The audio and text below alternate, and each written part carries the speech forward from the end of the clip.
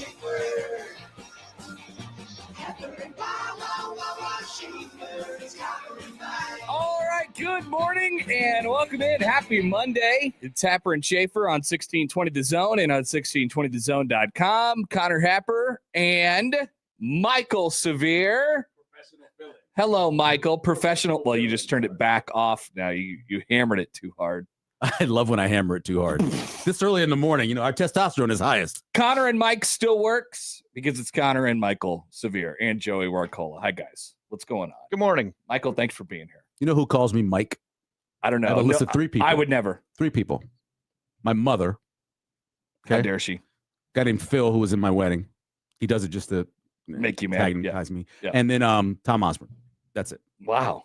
Always go, I'll tell you, Mike, he got here in 2002. Everything went downhill from there. Pretty much. That's a tough look for you. I know. I'm like, thanks, Tom. And he's calling you thanks, Mike Doc. the entire And he time. calls me Mike the entire time. We won't change it ever. And it's like Chris Anderson's like, it's Michael. No, every time. That's the list. Do you think he's doing it on purpose? Oh, hell yeah. That's the one thing about that man is he is sneaky hilarious. I learned from him, if you're going to MC an event or you're going to do a speech to children or whoever else, always start with a joke. The man always starts with a joke. You don't see it coming. Boom, he hits this joke, and then it goes from there. So I started doing that myself. Does he have like it's like a self-deprecating thing, right? Usually, or it's about somebody who's in the audience. Okay. Like I remember when he did with Teammates, when Scott Frost was the guest speaker for the Teammates that year. And he kind of mentioned how much Scott asked for to do the event. He's like, I brought him back to Nebraska. I'm a national champion.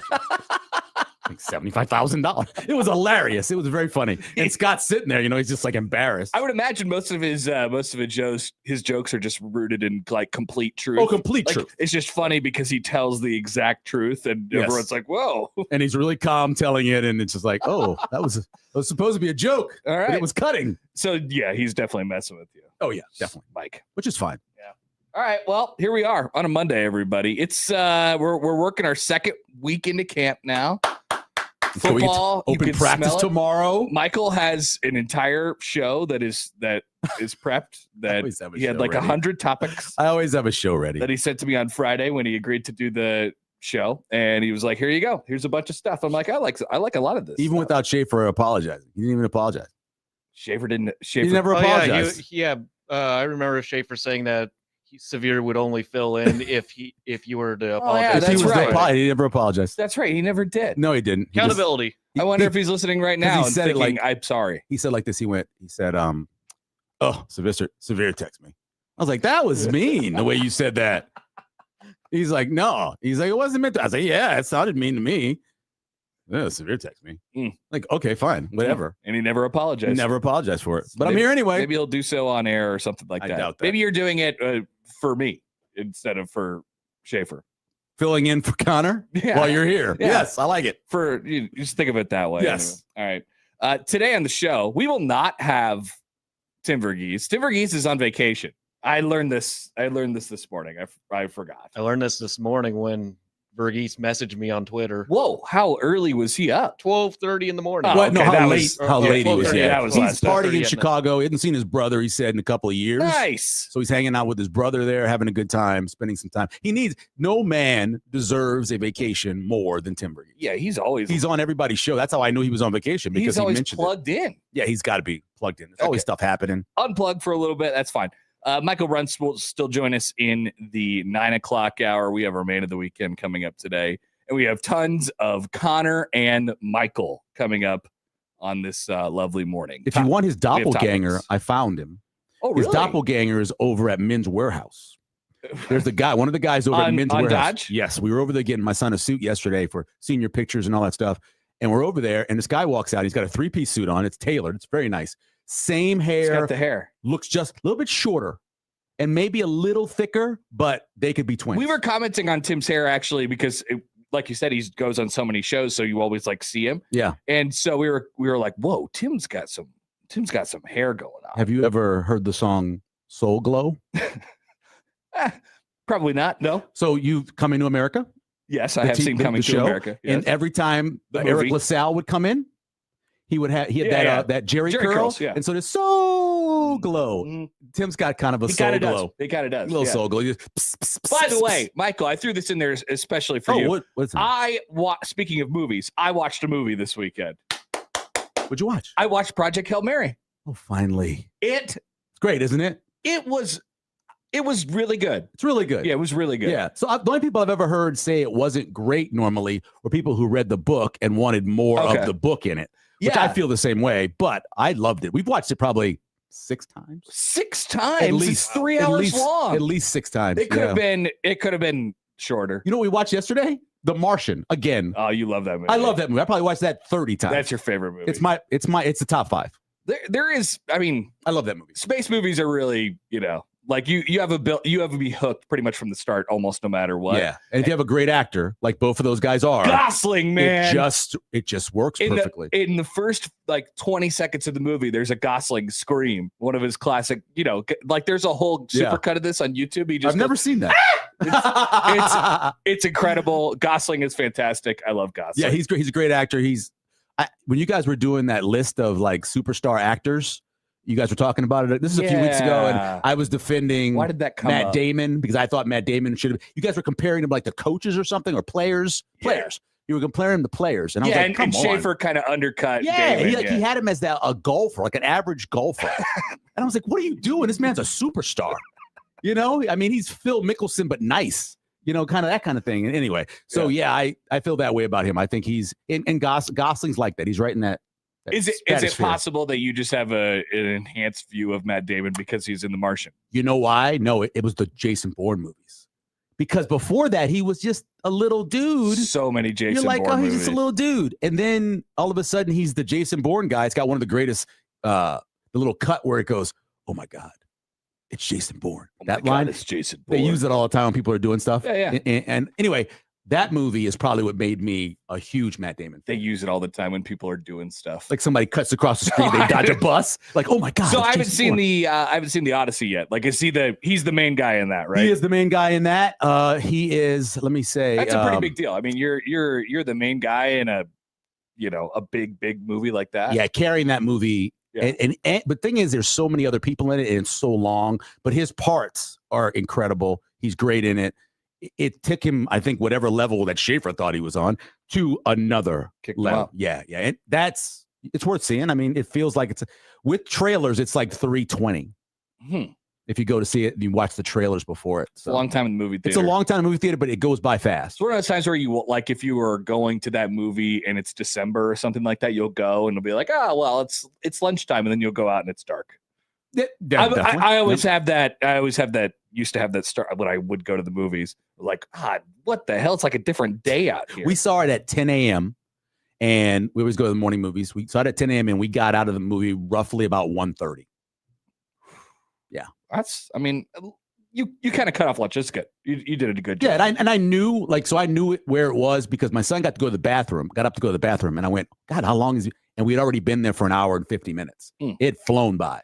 Matthew says The Martian is greater than Project Hail Mary. And Thomas says, I prefer the Martian movie between the two, but I like Project Hail Mary as the book. The book is incredible. I'm not going to, I did catch myself because I knew that there was a bunch of people talking about how they like the book better. I did catch myself thinking during the movie, like, I bet the book is really good. Do you ever, there's like the details that feel like they got skipped over at least a little bit. Do you ever drive anywhere far? Yeah. You guys take trips? That is the ultimate. I think out of all the books we've listened to, and we've listened to hundreds, I think that was the best one. We listened to lots of Harry Potters on our trip to the East Coast. I can say I've listened to 0 of those. A couple of years ago. You know what? It's funny. I wonder what you think about this. I had a couple-hour trip down to Kansas a couple weeks ago to play golf. 2.5 hours each way. And I was like, this is good. I could probably do most of an audiobook, like if it's 7, 8 hours, something like that. And so I went to Spotify and they have some free ones on there. And if you have the subscription, and I ended up listening to Dave Portnoy's audiobook. Oh, it was, I know. That's the reaction I've got every time. I regret it. It was not good. Wow. It was, and he read it. Of course he read it. In a Boston accent the entire time. And he kept talking about how he didn't want to read the book. and it was just like the history of Barstool, which is somehow less interesting than I possibly could have imagined. Wow, that would be not one I'd pick. It was a waste of time, but it did get me there and back fast. That's what it does. I like listening to comedians and their biographical books, and they're reading them. Those are really, really good. Admitted, I was a shot. It was a Project Hail Mary for me to read this book. Well, if you ever do take a really long drive, Project Hail Mary, you'll enjoy it. It's well done. I bet. Who reads it? It's a professional guy. Is he British? I don't believe so. Okay, that's good. And he does all the, obviously does all the voices and does them very well. That first scene that you watch in the movie, that's 2 chapters. That's awesome. That's him waking up is 2 chapters. It's just so it takes 15 or 20 minutes just for him to be able to answer the first question in the book. But of course it's right away and he falls out of the bed and all that stuff. Like I said, I felt like during the movie that there was some stuff that probably just got kind of skipped. Like they kind of move pretty quick in the movie. And they have to, right? Because the movie's still like the pace is really pretty fast for a 2.5 hour, almost 3 hour movie. Yeah. And I agree with you. I think if I was going to sit down and you made me choose between The Martian and Project Hail Mary movie, I would choose The Martian because the side characters, and you have so many more of them, are so great in The Martian. Like the Chi-Chi Ejiofor guy is hilarious. Mackenzie Phillips is hilarious. Yeah. There's so many people in that movie that are really good. So, and some of the best actors, Michael Peña's in that movie. Michael Peña, who's one of my favorites. You love Michael Peña. I will watch anything with Michael Peña in it. I told you, you've seen a lot of Marvel movies. I watched Landman, the first episode. I was so excited that Michael Peña was in it. Have you watched Landman? It's like, I'm like, what the hell? I've never watched anything for Michael Peña. Really? Not for Michael Peña. Oh, I think he's incredible. I've seen stuff that Michael Peña has been in. Tell me how much better Ant-Man is because he's in it. I don't know. Like there's 30 minutes of Michael Peña telling stories. It makes the movie so much better. It's why Ant-Man is number 5 on my list of Marvel movies because of Michael Peña. I've never met anyone who's like, I love Michael Peña. This is so weird. I know people that like Michael Peña. My wife and I both like Michael Peña, and I will watch movies because he is in it. Do you call movies like a Michael Peña movie? No, I know most of them aren't his movie. No. Like The Martian, it's not his movie, but the 8 scenes he's in, he wins every. The Martian, Donald Glover steals that movie, right? He's got a great joke in just about every scene. Every scene, and that's what he does. He drops a great joke. He's got something funny in there. It's why I like him, and everything he's in. Like I said, I watched Landman. Michael Peña was in. I was very excited. If you haven't seen Landman, he's gone after the first episode. YouTube commenter says Rocky in the audiobook is so good. Okay, it's so good. I was pretty attached to The Rock. Yeah, it's hard not to be. And just the developing of the audio on the computer with the voices and the guy doing the voices. Great scene. It's so good in the book. It's awesome. Great in the movie. It's great in the movie too. Yeah. But it's really good in the book. And then what they landed on in the movie ended up being perfect. It was perfect. It was really, really good. Yeah. All right. So today is Monday. We have tons of things coming your way. We will talk plenty of football. We will talk plenty of things that happened over the weekend. Like I said, we have our man of the weekend coming up in just a little while. We want to hear from you all today, 402-951-1620 on the Prairie Flower Casino Zone hotline. You can call or text that number. Tweet at us at Happen Schaefer on the Liquid Trucking Zone Twitter feed or at Connor Happer, at Michael Severe there as well. And you can email Connor at 1620thezone.com, Joey, right, at 1620thezone.com, or Michael, what's your email? It's just michaelsevere@gmail.com. Do you think people should email you? If they want, sure. You could do that on the Equitable Bank Zone inbox. Who's that huge guy? And we say good morning to our YouTube streamers this morning. Hi. Oh, also, I should say this. Joey reminded me of this before the show. Yeah. So we have that Oregon trip going on right now. Oh, yeah, so you can go to 1620thezone.com to register for the trip to the Oregon game, Nebraska, Oregon, October 17th. Round trip. Airfare for 2, Omaha to Eugene, 2-night hotel stay, $150 gift card for whatever you want. Okay, it's a great deal. It's awesome.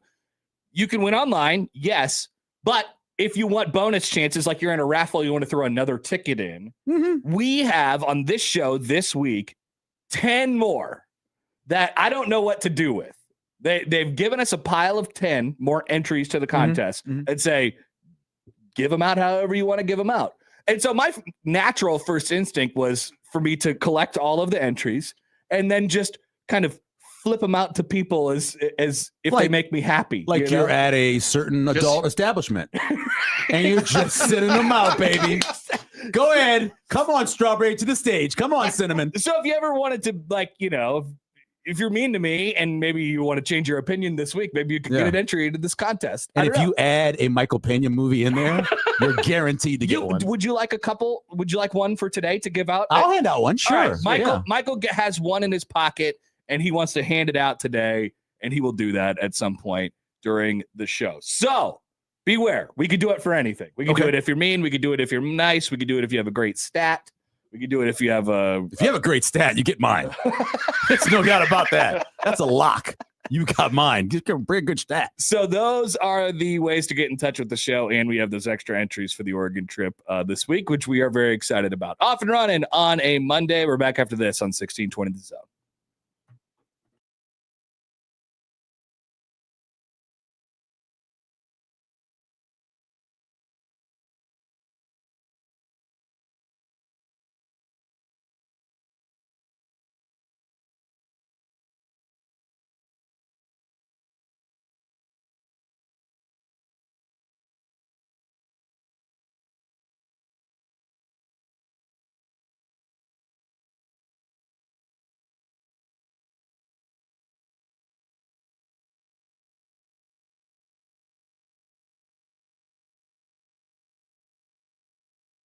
Another hot and humid day ahead for Monday. Slight chance of a shower storm early, mainly south of the metro. Otherwise, expect partly to mostly sunny skies. Highs around 90 with feels like temperatures around 100. I'm meteorologist Sean Everson from KETV Newswatch 7.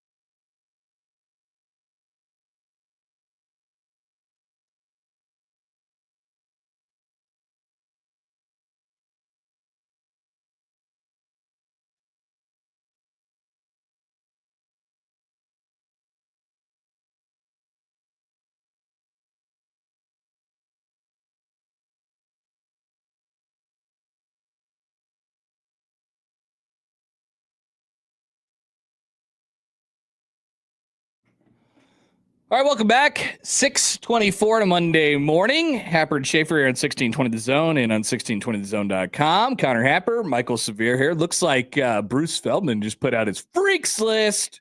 There are more than 100 freaks on this list. Well, they come out at night, and then after that, you can't put them away. And none of them play for the Nebraska Cornhuskers.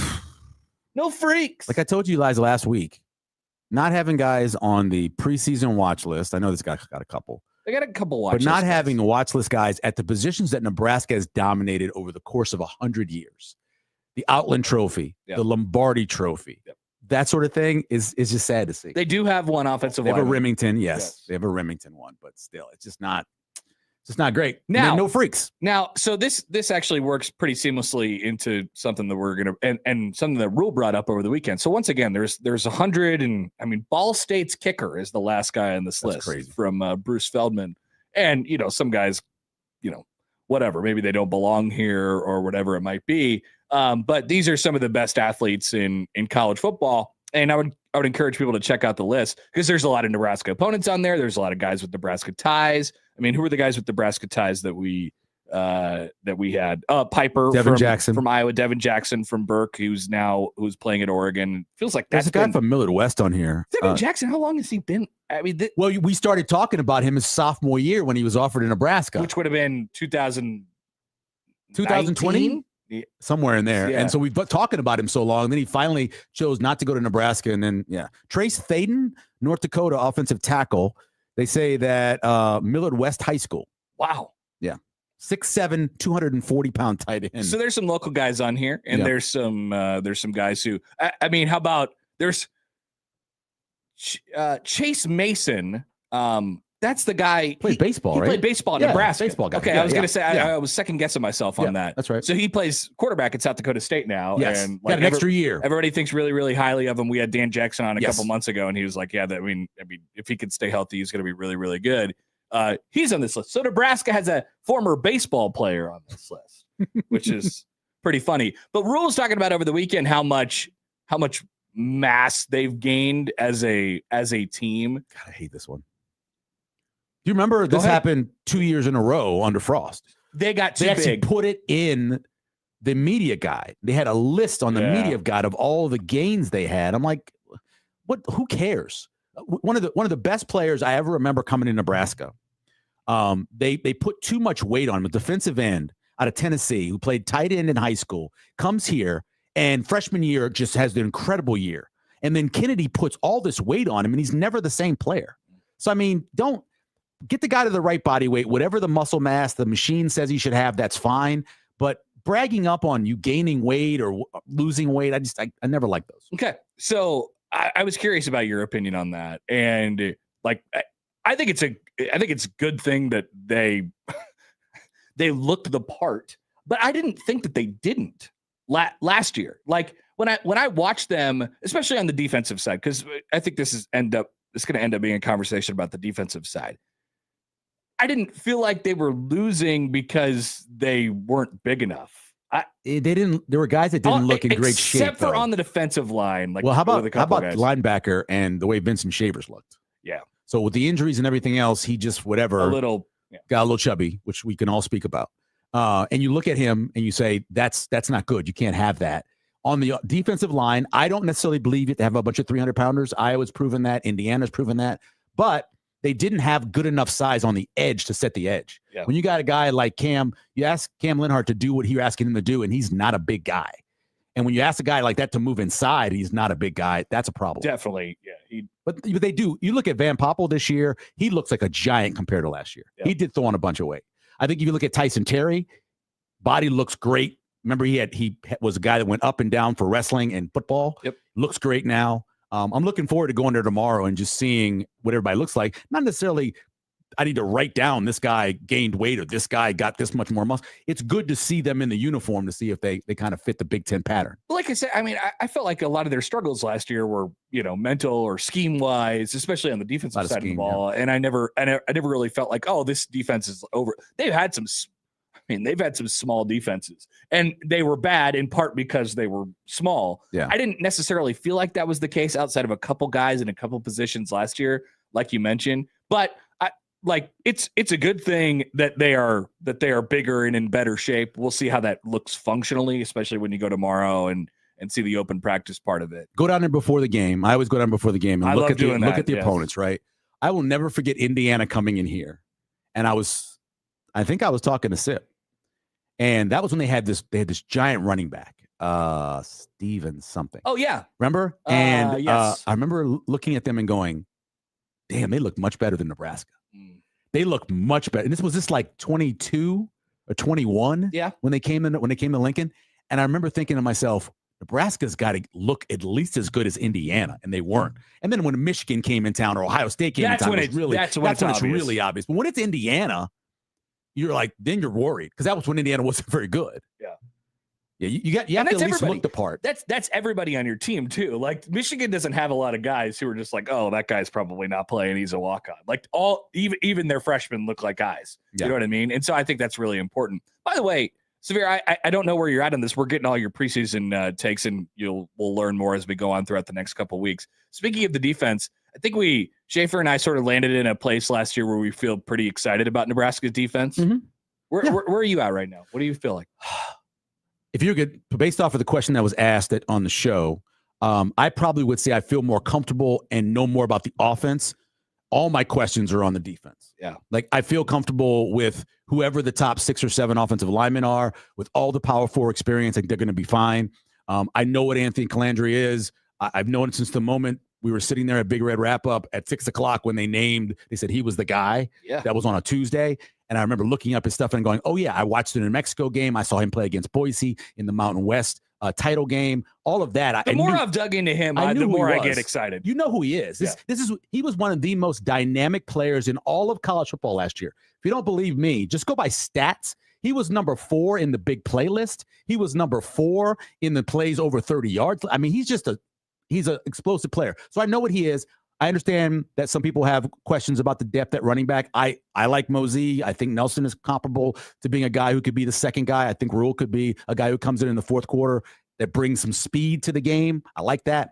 But the defense, I have a lot of questions. Like who are your top 3 linebackers, and will they be able to get side to side like they couldn't last year? And I think Chambliss is going to be one of those guys. Yep. And then it's a battle for the other spot. The defensive line, I can name 9 guys. Are any of those 9 guys going to play well enough to make this defensive line be able to get pressure on the quarterback, affect the run game, all of the things they need to do? Because you just play 9 guys for the sake of playing 9. Yeah, exactly. They're going to play 7, 8, 9 guys, but somebody's going to be good. Yeah, I can name 9 guys, but how many of them do I really feel comfortable about? Right. And so that's where all my questions are. And then even in the secondary, because I like Andrew Marshall, and I think he's going to have a different season than he had last year because of who he is and the recognition he's gotten and how they treat him. He probably won't get many balls thrown at him this year. Yeah. Right.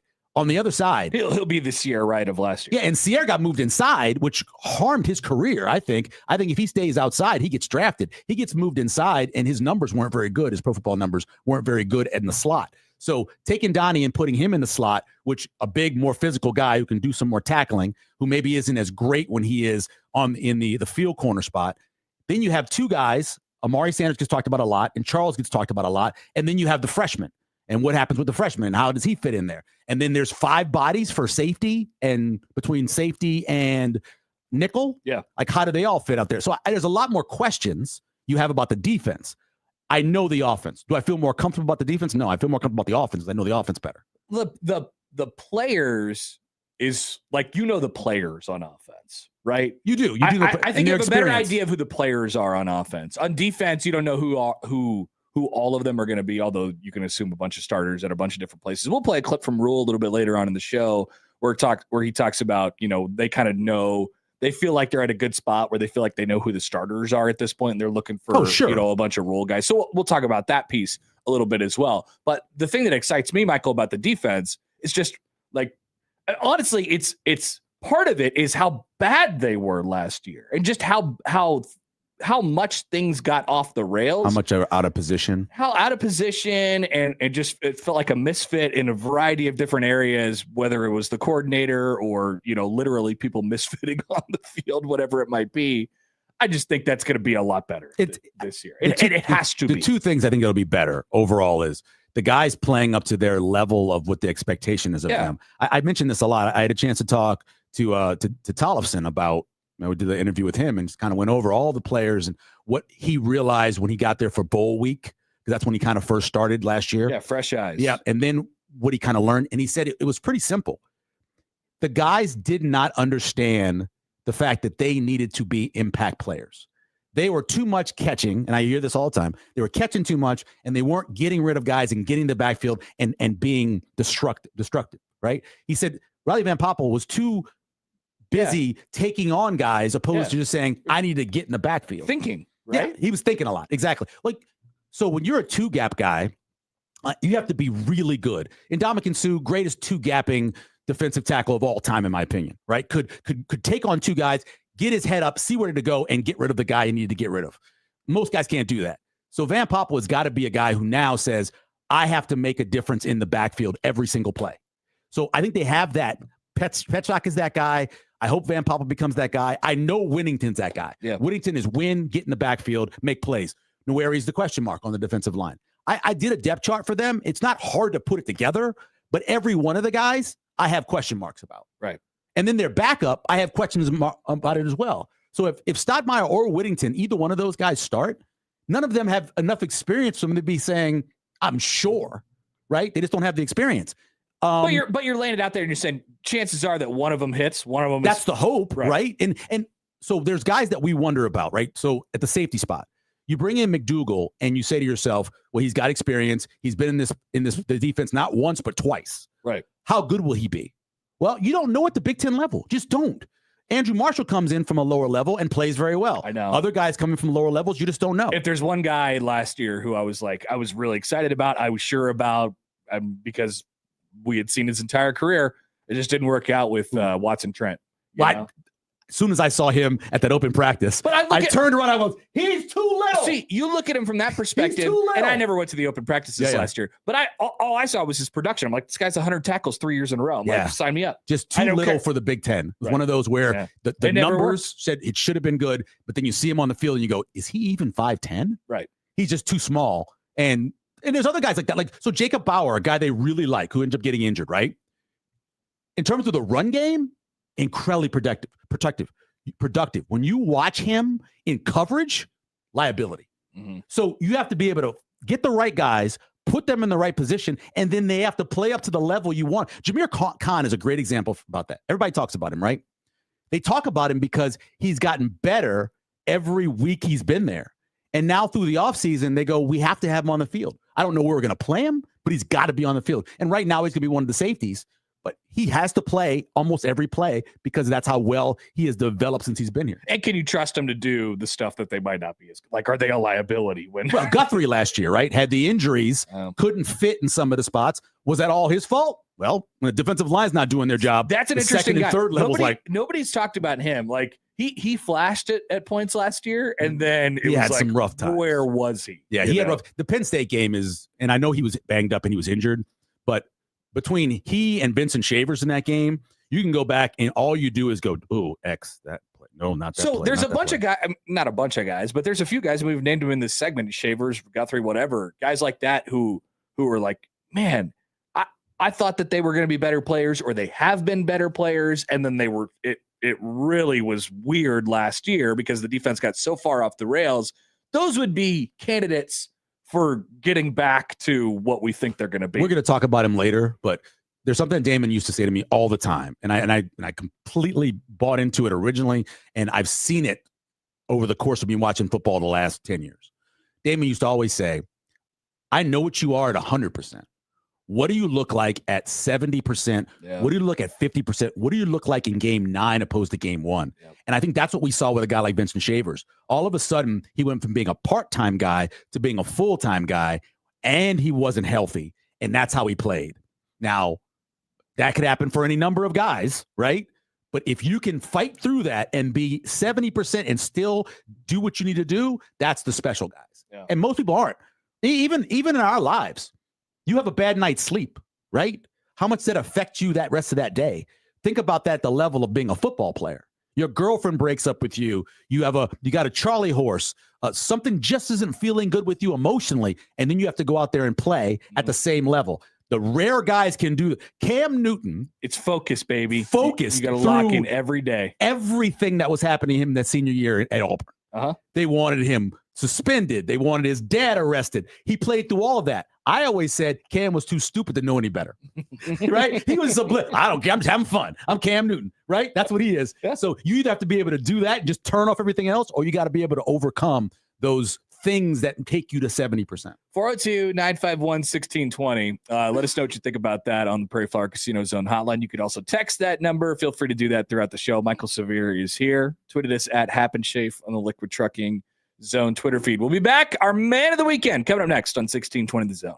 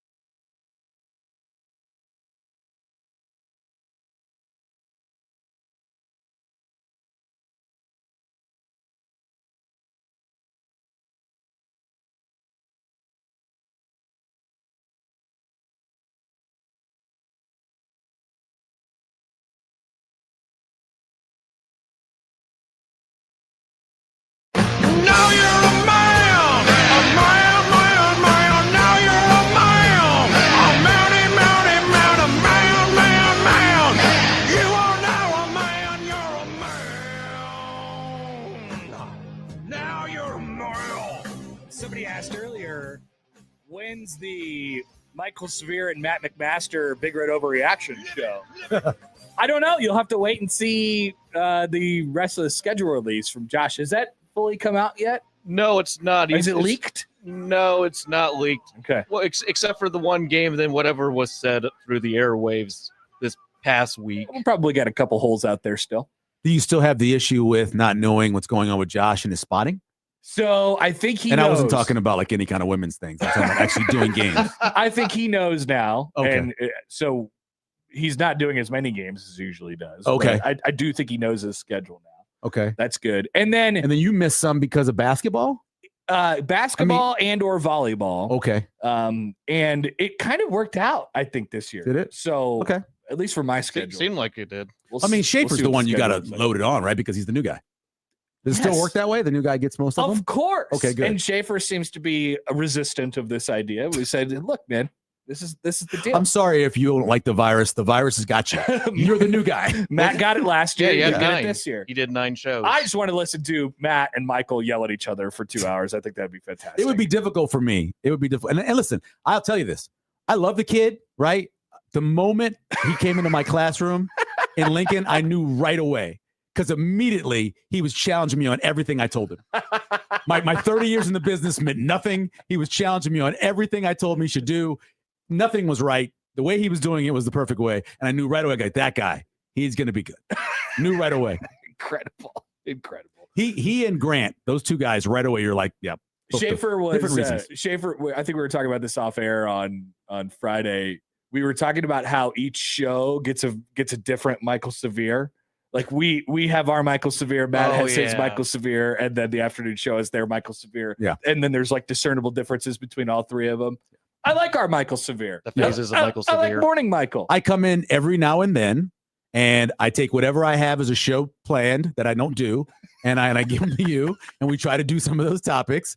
The Matt one is Matt's bringing me on just to argue with me about stuff. Uh-huh. He'll say, "What's your opinion on this?" I'll give my opinion, and then he'll get mad about it, and he'll tell me what it. I'm like, listen. You brought me on here and asked me what my opinion was. You didn't say, "Hey, I'm bringing you on to tell you my opinion." When you were sitting there that one day when I was listening, you were sitting in the car parking lot at Indian Creek, yeah. Which is funny because we're about to have our man of the weekend, which is going to come up in just a second. And you joined the interview and you were like, "Yeah, let's come on. What are the questions? Like, let's go." I'm like, "Turn up my radio. Let's go. Let's do it." So speaking of Indian Creek, my man of the weekend, Frankie Harris, a young man named Frankie, won the Pinnacle Bank Championship at Indian Creek in a playoff. He dropped a 59. That's incredible. On Sunday. Wow. 59. Think about that. At Indian Creek, we're like, wow, Indian Creek's a pretty tough place. I mean, maybe if you're lucky, you could shoot at 80 there one day if you're an amateur golfer. If there've been a couple golfer. right there. Oh, I know at Champions, I saw 2 pros. I saw 2 at Champions. The Champions got when the Cots Classic was there. Yeah. The dudes used to go really low. Well, you had those guys who could drive that one hole like 6 or whatever, and right. Yeah. So Harris is from Boca Raton. He went to the University of South Carolina. Nice. It is the 18th sub 60 round in Korn Ferry Tour history. How many in Omaha? He shot 10 under. I don't know. I'm not sure. I know I saw at least one in Omaha at the Champions. He shot 10 under on the final 12 holes, including I think he had an eagle on 12 or 13. And he won in a playoff. That's still 27 out there, right? There's still three nines. Isn't there? I haven't played out there in a long time. I thought it was. I remember it being 3 nines. You might be right. And so I don't ever know which one they're on. It's funny because I tried to go on Saturday and it was the day they got rain. So we walked to the gate. They were like, "Yeah, we're not letting it. Yeah. It's whatever." But I thought about going still yesterday. Incredible. Still incredible. I didn't go. Fantastic. Yeah. Frankie Harris, my man of the weekend. Joey, you got a guy? Yes, I do. I'm going to give it to Husker legend, 49er legend, finally enshrined to the Pro Football Hall of Fame, Roger Craig. It was nice to see him being super thrilled to finally get to that point. He was so happy. Yeah, he was. As a younger guy, you know why he wasn't in, right? Do you know why? No, I wasn't sure. NFC Championship game. Oh, yeah. Chance for the Niners to go to a 3rd Super Bowl in a row. They're playing the Giants. They have the lead.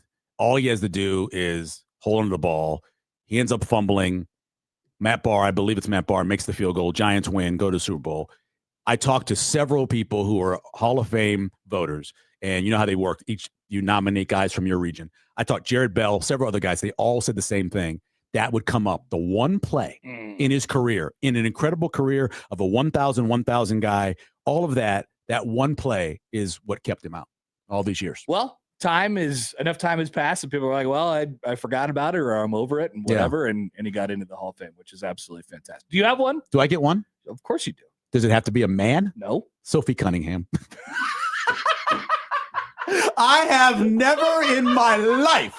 I've been covering women's basketball since I was 18 years old, okay? Disaster! 18 years old.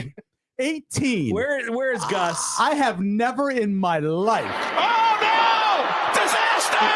seen this much controversy involving a woman's sport or women's basketball at any level. And I've seen some stuff. I saw two women who were in a relationship break up and completely just damage a Final Four team. I've seen some stuff. This last 2 weeks just got the people going. Incredible. Whether you like her or you don't like her, there's a thing called Q rating. And Q rating is if they know you. Now, it's a positive or negative. Her Q rating is like Howard Cosell in terms of love and hate. Her Q rating based on what she should be as like a basketball player?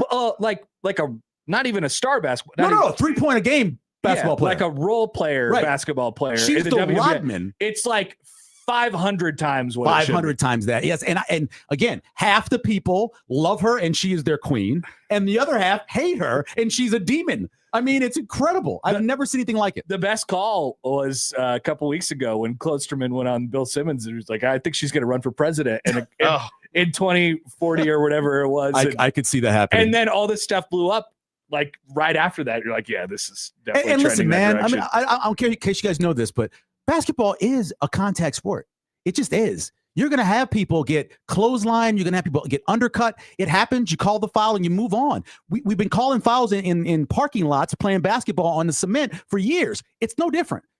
Let it happen and then move on. So don't every time you get hit hard with a foul, you got to fight. Now you're talking about Caitlin Clark. I'm talking about everybody. Okay. Because it's not just, there's fights every game now because somebody gets fouled. Yeah. You don't think you're going to get fouled?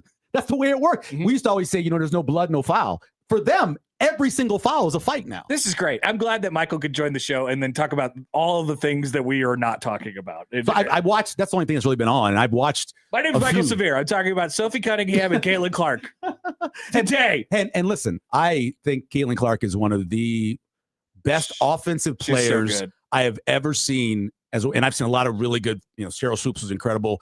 A lot of good ones. She's an incredible offensive player, but she's got to control herself. She does. You just got to. You cannot lose your mind every single time. We knew that from back in college. Yeah, that's for sure. Because of her coach, I believe. That's our man of the weekend, or whatever. Person of the weekend. Person of the weekend. Let's take a quick timeout. We'll be back. 7:00 hour is up after this on 1620 The Zone.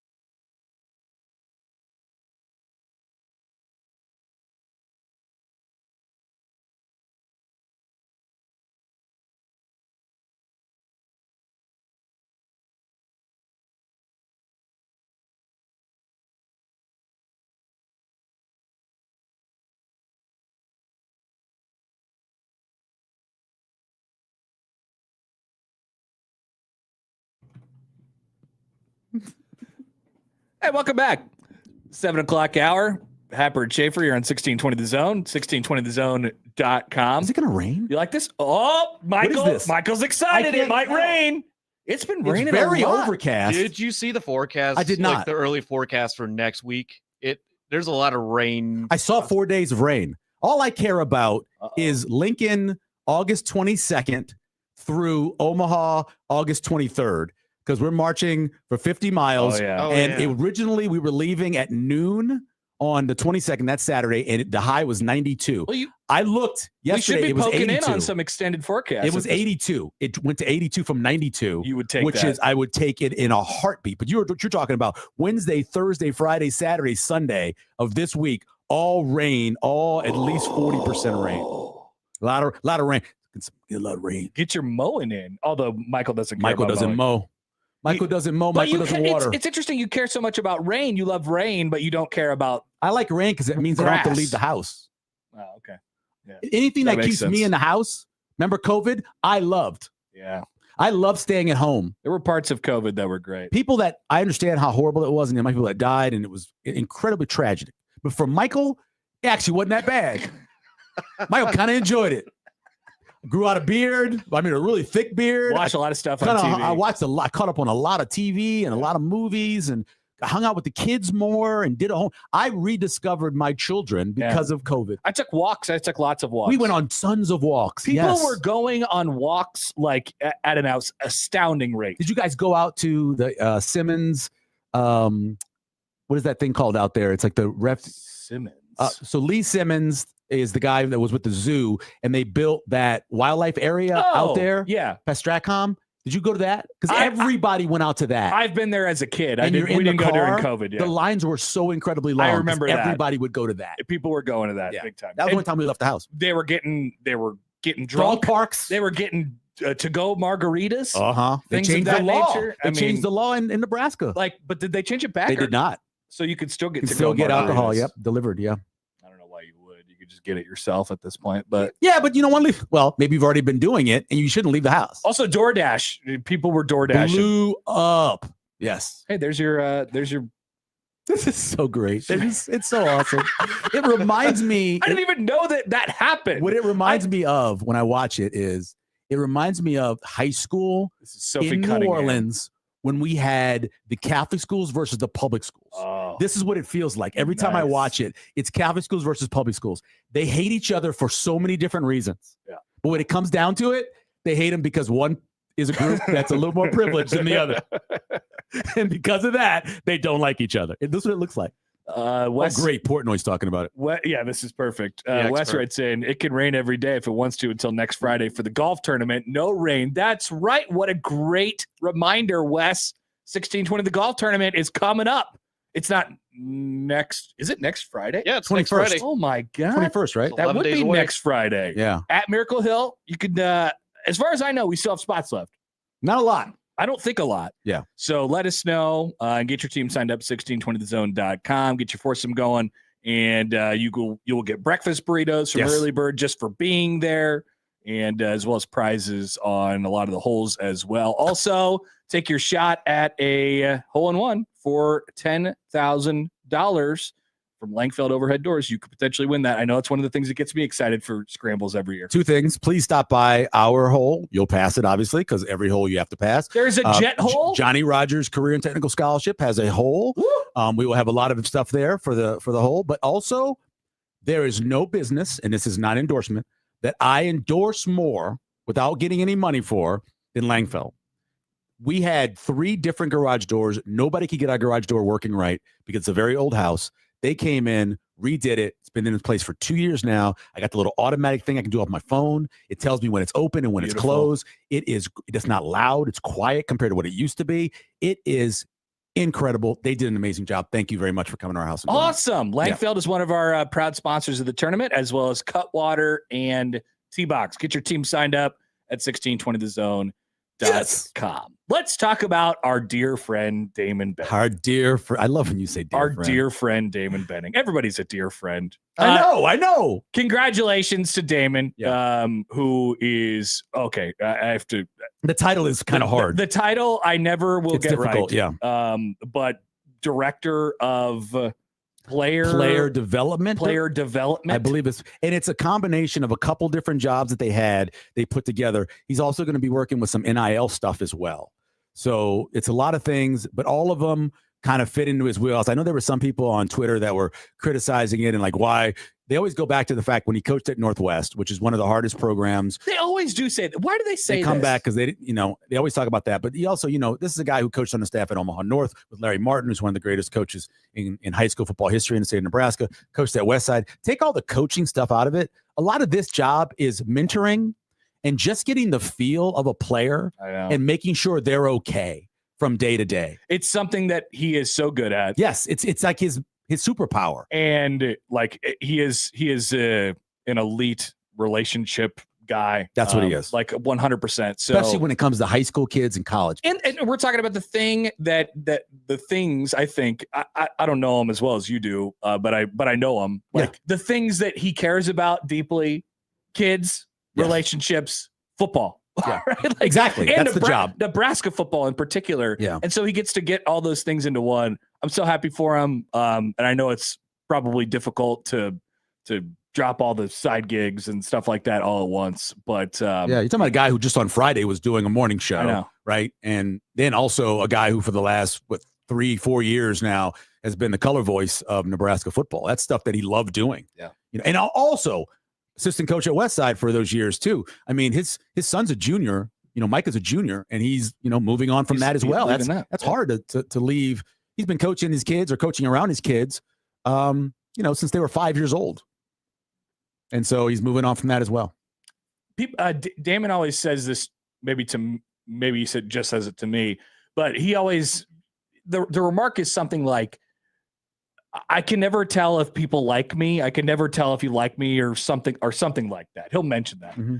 I think today we should tell Damon how much people like him because they do. I think he's going to be fantastic in this position for the reasons that we just mentioned. But like I said, the ability to connect with people, there is no shortage of people who I've seen, just on social media and certainly myself as well, over the last, 48, 72 hours since Rule announced this on Saturday that have been like, yeah, Damon helped me tremendously with my career.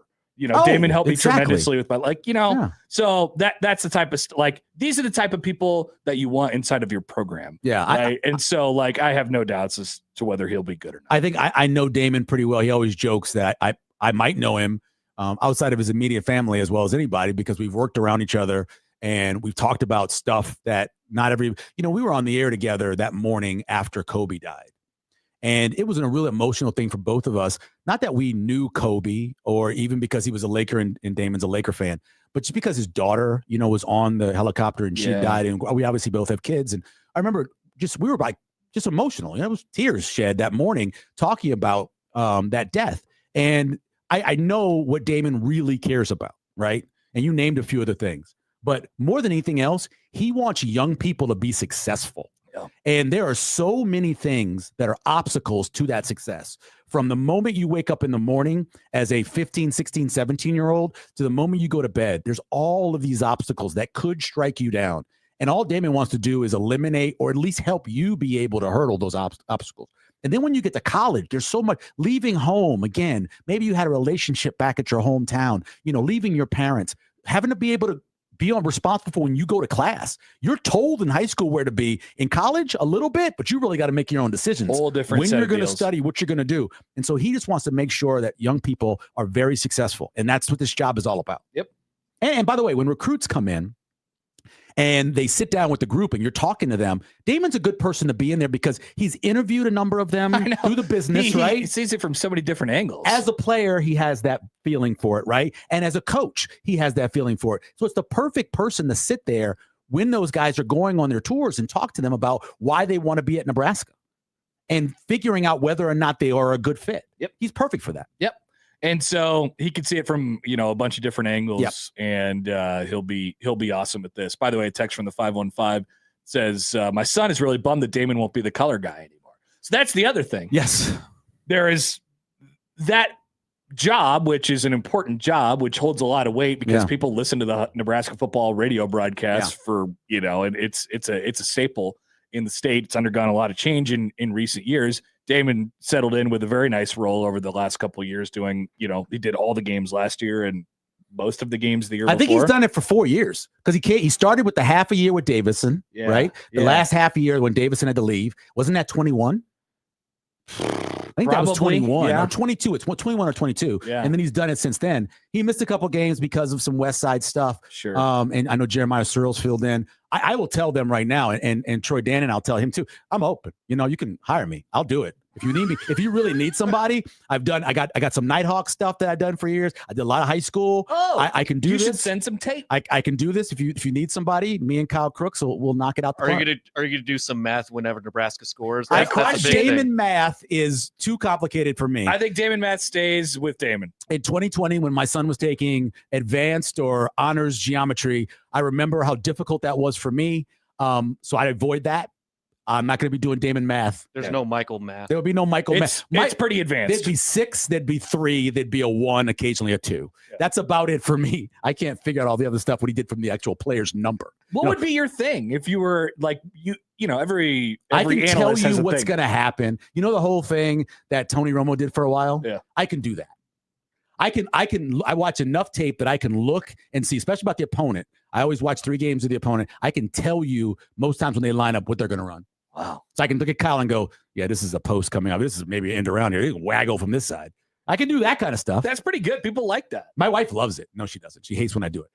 People like that. And then Tony Romo got way off the rails and started doing other stuff. And he got away from what made him so popular. Yeah, the predicting stuff. Yeah, it did, yeah. And you could be Tony Romo. I want to be Tony Romo, but because I don't drink and I haven't for a very long time. But I would love it. It's an incredible job. It's a very valuable job. If you look at the people who've done the job over the course of since I've been listening to Nebraska football. Really influential people. Really influential. And, losing Damon hurts. And whoever does it next, it's a big responsibility. You got to work really well with your play-by-play guys. You got to have that camaraderie. You got to know the game really well. And you got to spend not just I got to make a 2 deep and be holding this sheet. You got to know. You got to know about this league. Yep. You got to know about the teams that they're playing against. It's a lot. It goes a lot more than people think in terms of being a color commentator.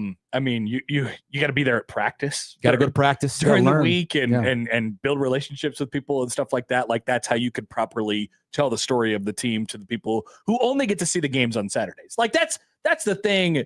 Why Damon has been such an influential person in the media over the last couple of years, because he watches all he knows exactly what's going on. He's got the former player in, right. Plus he's got the parent in, right, of going to practice. And so you're like, oh yeah, this guy's been to practice. Like he knows what's going on. He knows what's going on. He's seen it. I think whoever they pick, and maybe it'll be Jeremiah, I don't know. Whoever they pick, there usually is it has to be a former player.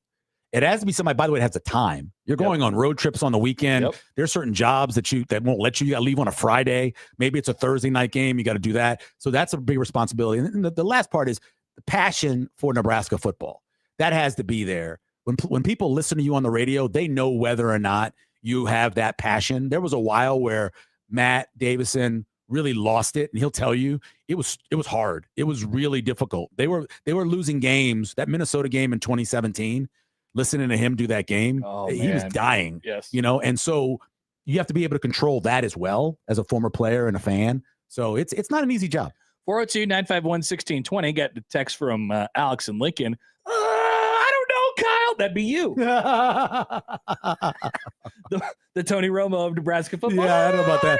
The hardest thing for me to do is, and I've experienced this, lots of different play-by-play guys, is when they say something that is not right, not correcting them. I know I have such a hard time with it. Let it go. I have such a hard time with that. And then later, what's going to happen is somebody's going to rip you on Twitter for not correcting them, which is hilarious. Or you have to softly bring it up without. You got to say the name correctly. I know. Later in the thing. It's like, whatever the name is. Yeah. I am so bad at doing that. What did not happen was when Pavelka was doing games, we all love Kent. Saddlemeyer did not help him a lot. Not a lot at all. See, is it better? Like, as a listener, let us know. Like, would you rather have the other person just straight up correct him and make the other person look like an idiot? Or would you rather just blow through it and just never mention It's like Sunday Night Baseball, where I would always have a hard time because what's the one guy's name that I don't like? I hate saying this, but the Hispanic guy, Eduardo Perez. Yeah, Perez would always say something, and then the other guy would kind of just be able to correct him a little bit. You know, he wouldn't necessarily jump all over him. He's like, "That's not right, Eduardo."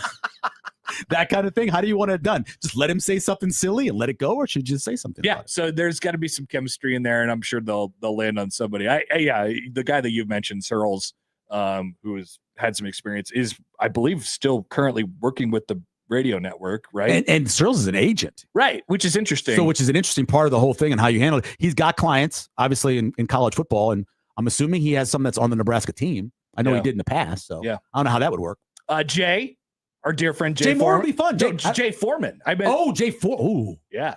Now, see, I don't know. That guy would tell it how I it is. don't know how that would go. Jay Foreman. Because Jay is brutally honest.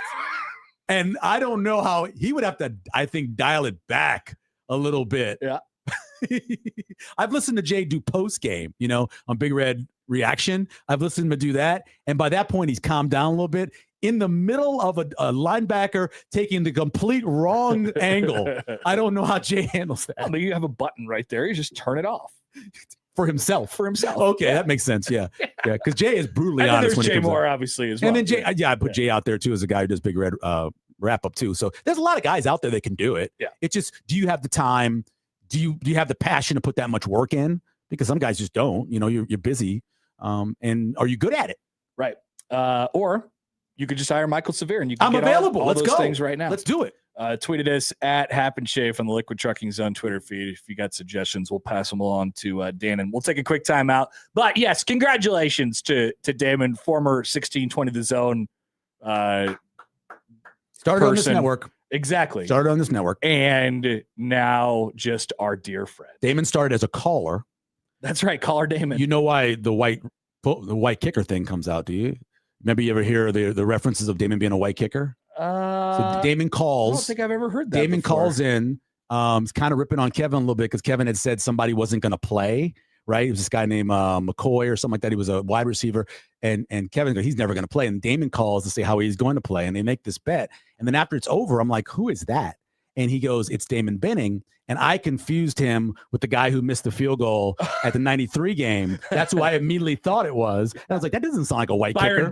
Byron Bennett. Yeah. I go, that doesn't sound like a white kicker. And then from there on, Damon was the white kicker. Incredible. Yes. Damon Benning, aka he's had many aliases over the years. He has, yes. He's called into my show as Bob or something like that. There was a time when I was filling in for Josh when you were doing the midday. He said I'm the notorious Damon. Damon. And it's that hard, one was a little veiled. We saw it. It was hard for me to hear through the phone. My ears are really bad, so I put in Notorious Dayman. I saw it come up on the screen. Dayman. I'm like, I wonder who this is. I wonder Notorious Dayman. So congrats to Damon. Definitely. Our dear friend. We'll take a quick time out. Be back after this on 1620 The Zone.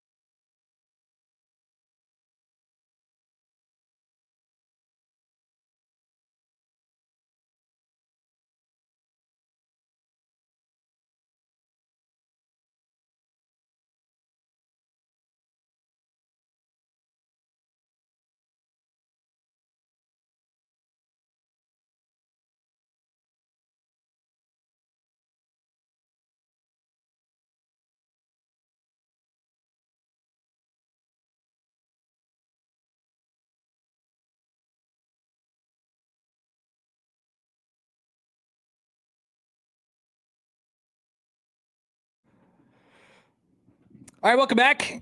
Monday morning, Happer and Schaefer here on 1620 The Zone and on 1620thezone.com. I'm Connor Happer alongside Michael Severe this morning. We have Joey Racola here with us as well. All right. Big Ten quarterback rankings. This is from Josh Pate. Hey, props to that dude for making a career. He really has. And getting a ton of money for it. And I admire anybody that can create a career out of thin air and make profit and also hire other people too and be able to make a living for them as well. So he good for him. He is in the tight shirt. Yes, white shirt. The tight white shirt army. Yes. Bald guy. Well, I don't know. Maybe not like a completely bald guy, but in the bald adjacent, I suppose. So he's a bald guy. We have a connection. He is both a bald guy and a bald guy. He put out his Big Ten preseason quarterback rankings on Sunday night. And here is how he ranked the Big Ten quarterbacks 1 through 10. He just left, several guys out. Number 1, Julian Sand. Too high. Number 2, Dante Moore. Number 3, Jaden Mayava. My favorite. Number 4, Josh Hoover. Now we don't know enough. Number 5, Bryce Underwood. Way too high. Number 6, Rocco Beck. I like him better than most. Number 7, Damon Williams. I would probably have him higher. Me too. Number 8, Malik Washington. I don't know if he's top 10. You're lukewarm on him? He's got some turnover issues. He does. He loves the turnovers. He throws the ball in the tight spots. Good for him. Number 9, Colton Joseph. That's just weird. That is very odd. And I am higher on Wisconsin than most, but that's just weird. Same. That's just weird. Number 10, Nico Iamaleava. I am not a Nico Iamaleava guy. I am just not a fan. Devin Gardner. I have that on my phone. He pronounced it different every single I have time. 7 different pronunciations. Yeah. I wouldn't have Nico that high, but I'm higher on UCLA, but lower on him. Yeah. Me too. That's just the way I am. I'm with you on that. Yeah, there's more guys. You're missing people. Now, let's do the Nebraska angle first. Okay. You would think that if you were going to include a guy who, played really well at the Group of 5 level last year and he transferred up to the Big Ten, has some stats behind him, you probably wouldn't take Colton Joseph. That's where you'd put Ant. I would think so. You put Ant there. I understand that. Although I wouldn't put Ant in my top 10, would you? I think he'd be right close to that 10. So he'd be 10 or 11 for you. Yeah, in that range. I'd have to think about it more. I don't know who I'd kick. I mean, this is preseason, by the way. I don't think that I would probably have Bryce Underwood in my top 10 based on what I've seen. By the end of the season, I think Anthony Calandria will be on this list. That's what Pate is saying. He's saying based on 2026 expectations. So he must think that Bryce Underwood is going to make a gigantic jump. And so he's for what I understand, and this obviously is just online, is that the guy who is the head coach at Michigan apparently isn't jiving with the guy who's the starting quarterback at Michigan. Now, that's not good. Maybe all that's not true, but it's everywhere. And so if that's the case, I don't know how much of a jump he's going to make. He's got all the talent in the world. Highest rated quarterback ever at the University of Michigan. Yeah. That's saying a lot coming out of high school. But what we saw last year is he looked better taking off running than he did at times making a normal throw. He didn't look like a thrower at all. At all. He made, although I will tell you, those 3 throws he made in the fourth quarter on 3rd downs against Nebraska to win that game were pretty impressive. So that was probably his most impressive he was all year. Somebody mentioned it was Holgerson who was talking about Calandria and all the different things that they saw on tape they knew, that he could do. And then he talked about arm talent. And I was thinking to myself about the word arm talent and the way people use arm talent. Like Bryce Underwood at this point in his career, he does not have arm talent. Bryce Underwood has arm strength. Arm. Yes. Bryce Underwood is capable of throwing a football really hard. Right. He does not have arm talent. Yeah. Right. And so that is an important thing. I use a different word. So for me, it's always precision. You have accuracy and you have precision. But in order to bring all that whole thing together, you have to be able to, like Drew Brees never had a strong arm. Let off the gas when you. Yeah. Drew Brees never had a strong arm, but he is the most precision-based quarterback ever. Sure. Right? It's accuracy. If you're running, not even accuracy. So accuracy is you're getting the ball within the radius of your wide receiver. Precision is when he is running, the ball is hitting him in the hands, allowing him to continue to run. Or there's a defender on this side of him he's running into, so you throw it back shoulder to protect him. That's precision. Bryce Underwood is nowhere near that. Right. Reasonable accuracy, big arm. I don't know about accuracy. I mean, reasonable accuracy. I say reasonable. Because all you got, if you're talking about just getting it within a arm radius of somebody, for most people, that's 3 feet. Yeah. On the other side. So I suppose he is better than like a regular person at accuracy. Yes, than a regular person. Outside of that, I don't know. Another guy on here, Malik Washington. That dude occasionally gets wild. Oh, yeah. And if you want to talk about a guy that gets wild, Nico has some missiles going out of bounds. And so, like, there's a lot of guys in this list. I mean, I think it's a good group of quarterbacks, by the way. But there's a lot of guys in this list who we've seen a lot of bad from. Even all the way up to the top. You know, Sand is the guy you don't like. You're not 100% sure about at this point. But at least I haven't seen him play horribly. I haven't seen Julian Sand play horribly. How did he play in the Texas game? Yeah, he had 2 games I thought where he was not great. I have seen Dante Moore play bad. I have seen Jaden Mayava play bad. I guess I haven't seen Josh Hoover. I mean, he had some turnovers. Tons of turnovers. Yeah, I've seen Bryce Underwood play bad. I don't know that I've seen Rocco Beck play that poorly. I have at Iowa State. I've seen him struggle. Yeah, Damon Williams, lacks a lot. I think in the throw game, but certainly brings a lot to the table. He is probably out of all those guys the most exciting player play to play. Agreed. And now on the road, the home anything. is different. But in terms of just what he can do from play to play, it's incredible. I've seen Malik Washington play bad. I've seen Nico Imaliava play bad, and I haven't seen much Colton Joseph at all. And then you could say that thing about all these guys. Where are you at on Sand, by the way? Schaefer and I go back and forth on him all the time. I don't believe he is what I would consider a starting NFL quarterback if we're talking about his future.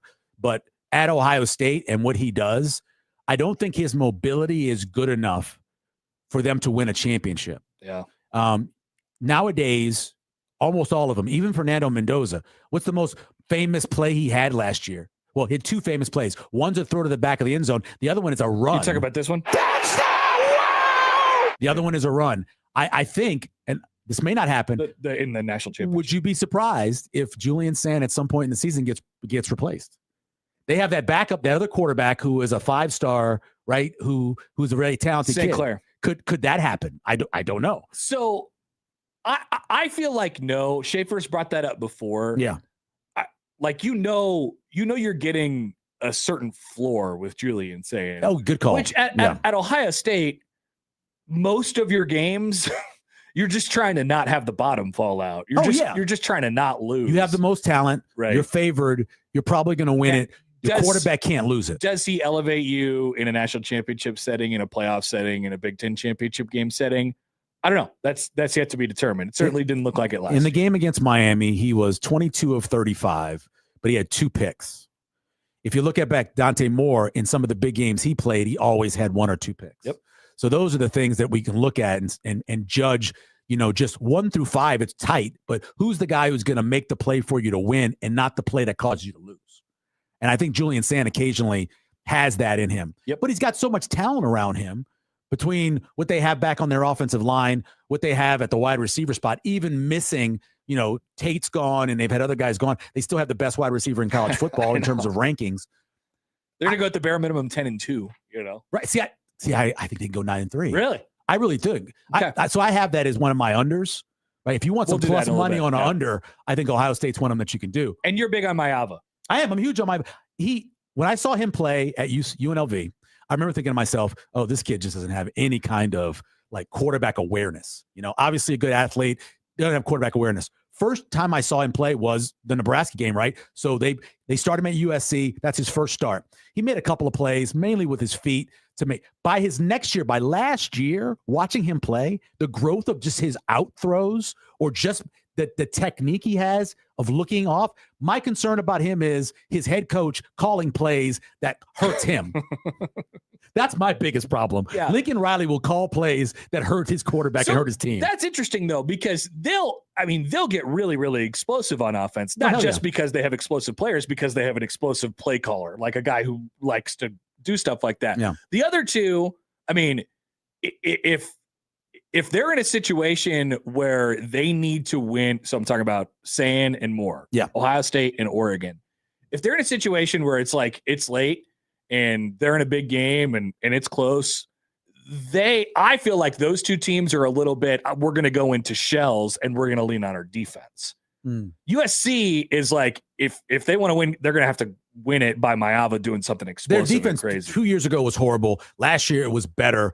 I'm assuming this year to get better, But not to the level of Ohio State. what would you like? Would you agree with that? First of all, Ohio State, Oregon, they'll probably just say, "Yeah, let's win. Let's win from our defense." USC will say, "Let's win from our offense." What will Indiana say? Well, I would say we go back to Oregon. They're going to win with their run game. Yeah. If it They're gets down tough to and it and they physical. don't feel like they're going to win it with their quarterback, their run game's going to win. They probably have the deepest running back room in the country. So that's the thing that Mayava has on the other two, right? On Sane and Moore. Like they're when they're playing offense, it's quarterback based, right? Yeah, sure.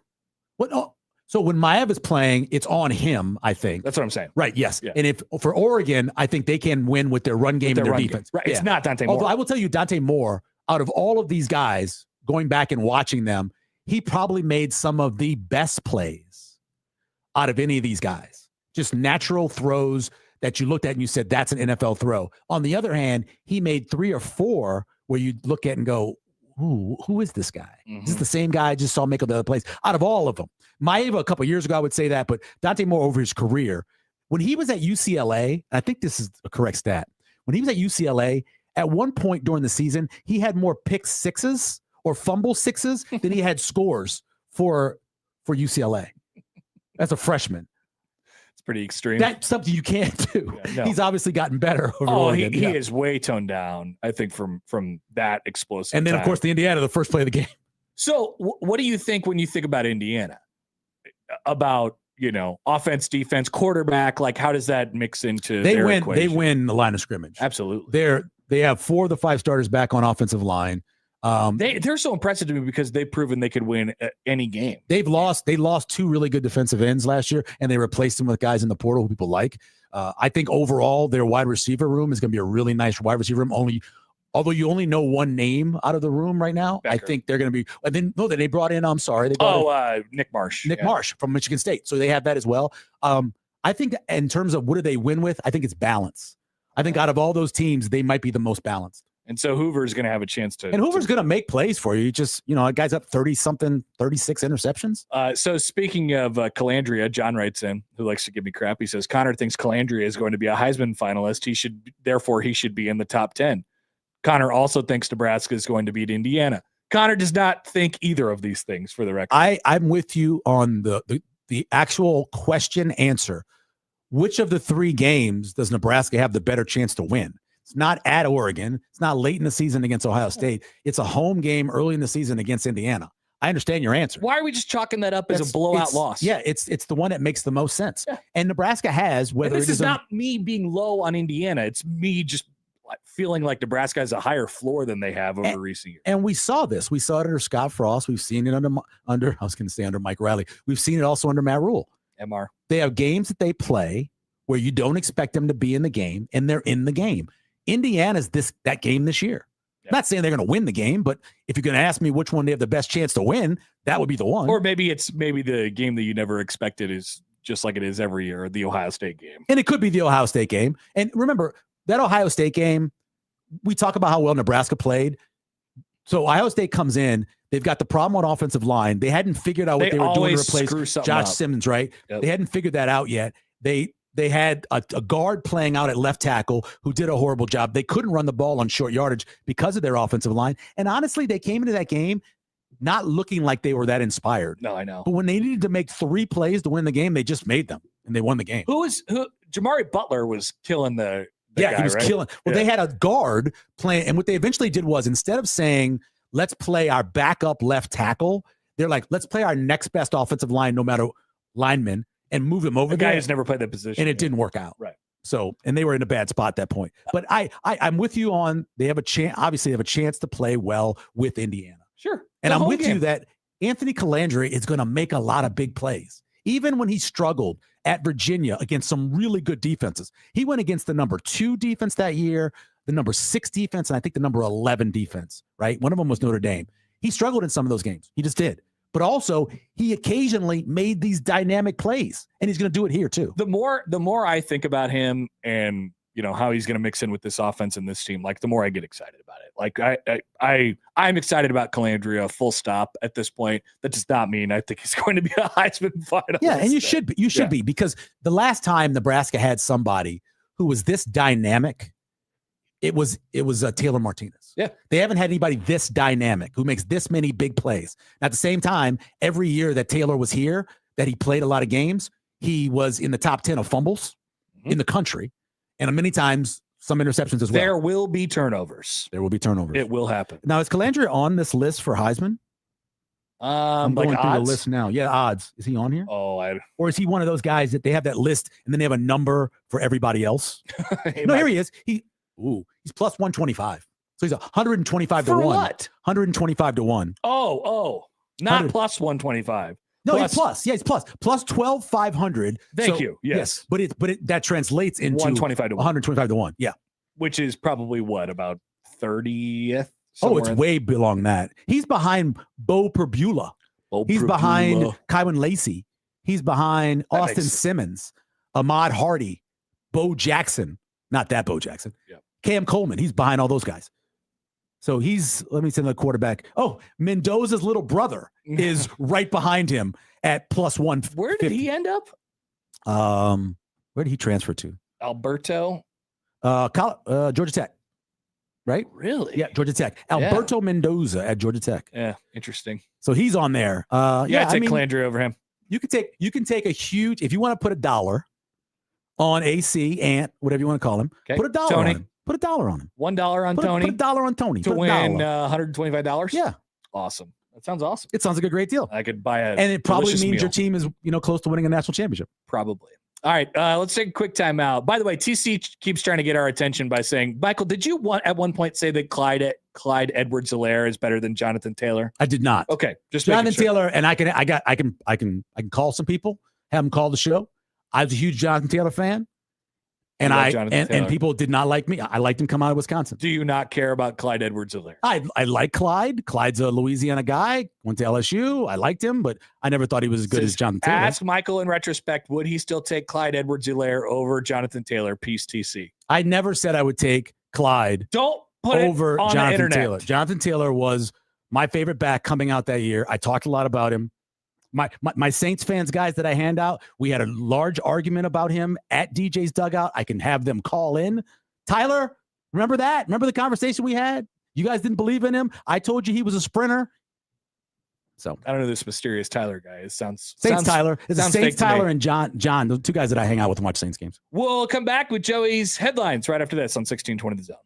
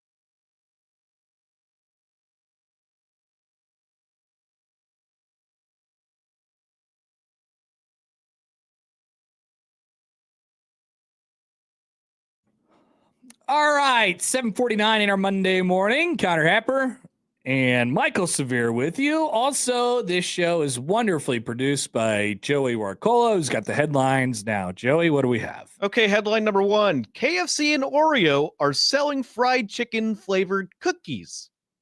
Fried chicken flavored cookies. Okay. I maybe want more information. I do not want to try. I do not want to try it either. Not at all. I don't understand why they do Well, this. listen, KFC has brought back the popcorn chicken. Have you seen this?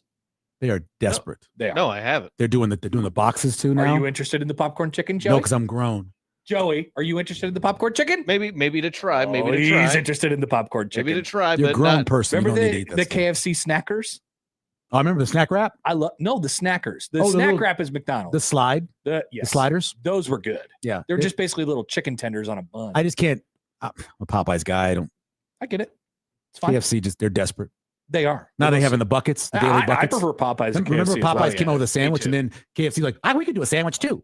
that was a terrible. Hey, we have bucket Terrible. specials. We could do bucket specials But that too. was only in as the result of Popeye. Was Popeyes the first sandwich in the chicken sandwich wars of 2020? Well, the new ones, but Chick-fil-A's always had I'm them. sorry, everybody was doing a sandwich in 20. Like Popeyes But came Popeyes out, did and theirs then first. there was 600 more They sandwiches. did their spicy chicken first after Chick-fil-A had done it, Yes. and then McDonald's did it, and then KFC later. Popeyes restarted the chicken sandwich trend, Yes, I believe. yeah. I mean, Give them Chick-fil-A's credit. always done it, but yeah. All right, what's the other headline, Joey? Child standing in seat and refusing a seatbelt cancels flight from Victoria. Oh. Airline says. Okay, I think I'm going to click on this story. I'll take the kid stuff. Yeah, I'm gonna click on this story. All right, so once again, child standing in seat and refusing a seatbelt cancels flight. This is a nightmare. A flight from Victoria, BC to Toronto was canceled on Thursday after a parent and cabin crew failed to buckle a child's seatbelt, leaving the remaining passengers stuck until Friday. Could you imagine? No, I could not. In an email to CTV News, a spokesperson from Porter Airlines explained the plane had closed its doors and left the terminal at Victoria International Airport, was headed for the runway when crew members realized there was a child standing in their seat. The child's parent and cabin crew members attempted to buckle them in, but were ultimately unsuccessful.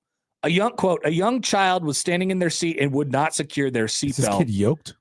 I mean, seriously, come on. You can't- just got to restrain the You got to kid. strain the kid. The aircraft could not take off in this unsafe condition, so the crew elected to return to the terminal and have passengers disembark. According to the airline, the time it took to get the toddler and their parent off the plane with their bags, refile flight plans, and do other paperwork dragged past 12:30 a.m., at which point the airport's runway closes for the night. This meant passengers of the flight were forced to spend their night in Victoria. Porter Airlines apologized for the effect this had on other passengers and confirmed that they would be able to depart on Friday. You've got They to be able better- to control your child better than that. Seriously. That's ridiculous. Number one, parenting. Number two, the airline better have given out a lot of vouchers. I would want.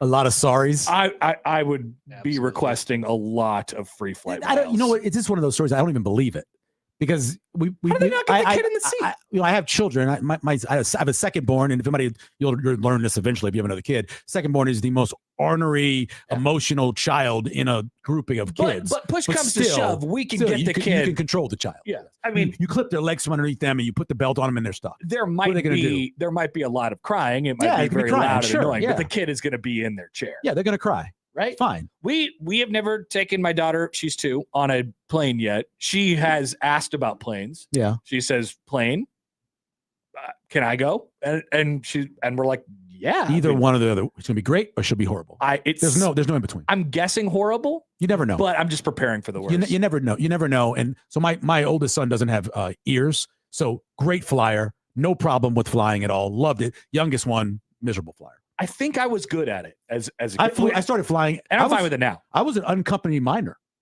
Nice. I had a sign around my neck Oh, going back man. and forth. I really wanted to fly alone when I flew was alone about, as a kid, like yeah. 10 or 11. I'm like, And let me all I tell you, want to do bro, is fly by myself. The stewardesses are awesome. They're so nice. They were so awesome to you.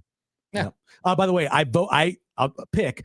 I bet yes plus 275 for Jonathan Taylor to be the first running back picked in the first round. Oh, we're going back to this. I bet plus 275. So I bet that I keep track of. Not That's- Clyde Edwards-Helaire. No, I bet him to be the number one running back. All right, those are our headlines. Thank you, Joey. We appreciate that. We're halfway home. We got the 8 o'clock hour. We still have Brunts to join in the 9 o'clock hour. A bunch of Michael's topics that we haven't got to yet because of the show that he prepares that he does not do. I don't do. Yeah, we're excited to do that. We still got to talk about Roger Craig. Plenty to come in the 8 o'clock hour and beyond on 1620 The Zone.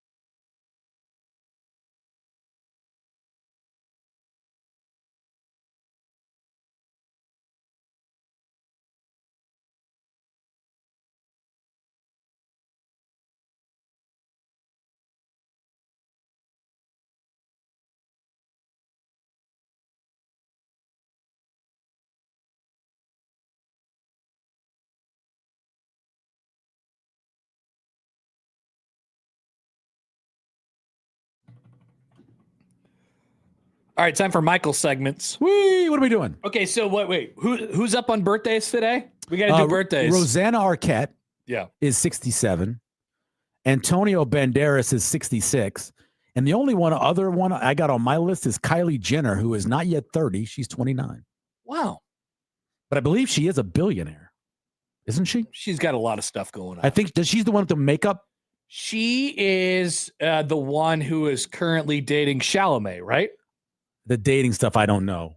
I think she was at the Knicks game with Chalamet. Okay, I believe she was the youngest billionaire. She founded Kylie's Cosmetics and became a billionaire at some age that was one of the youngest. But she was going to be rich anyway. She's in the Kardashian family. Sure, but here it is. The magazine estimated Jenner's net worth at $1 billion and called her the world's youngest self-made billionaire at the age 21. She's not a self-made billionaire. At 21. That is not true. She's not a self-made billionaire. I don't know. What do you think that their worth is individually? Okay, so is it self-made when she started her own business in an incredibly rich family and you're starting a business? Yeah. She started a business. But you have some resources that so you're saying where did other she people start? Don't have. Like there's a president who got a bunch of money from his dad. So you're saying that doesn't make him necessarily self-made. He is really rich. Is he self-made? Yeah. Oh, I didn't do it. Time magazine did it. Okay. They called her that. Well, there you go. She's very wealthy. That's a pretty weak set of birthdays today, if you're asking me. Well, that's the only 3 they gave me. That's my morning prep sheet. And all that is it's just a quick one. It's an overview. Let's go to this stupid website. I've been getting the morning prep for, I don't know what, decade. So I still get it. Kylie Jenner is number 1. Oh, happy birthday, Ja Morant. He's 27. Hopefully he's not spinning it around any guns. He has been banished to Portland for I have no idea where he plays. He's in Portland, which it's about to not be a franchise, I think. They're moving? I think they might. There's potential. Yeah, I think they might Okay, leave. that's a fan base that loves their team. I know, but their owners hate it. Really? So are they moving to Vegas? What's Vegas the next? is getting a new team, right? So Vegas might get a new team. They might get an expansion. They're talking about expanding to Because isn't 32. LeBron part of that? Yeah, unless Portland just moves to Vegas, and that's usually what ends up happening. Which could happen. Yeah, that would suck. They love their team, man. You could buy Portland for pennies rather than paying all the money to start a new franchise. Rose Garden. That's sad. And they might bring back Seattle. I don't know who this Instagram star is. This website sucks. So Kylie Jenner is the most famous? Kylie Jenner is the most famous birthday according to this website that sucks. Yes. Famousbirthdays.com. And Rosanna Arquette's been in a lot of big movies. Let's see if we got anybody else on here. Yep, Antonio Banderas. Antonio Banderas is 19th on this list. Oh, here's a good one. He's behind 100 people I've never heard of. Here's a good one. Angie Harmon. Angie Harmon would be great. Both known as a wife of a former cornerback in the NFL and several cop shows. Jason Sehorn. That's correct. His name married to Jason Sehorn. Yes. Not anymore though. No, no one's ever still married. That doesn't work that way. The world doesn't work that way. No one's ever still married. That's a great line. Yeah, it's just not just the way it works. Okay, and the other topics for Michael. Michael's favorite Big Ten win totals or picks to win the conference.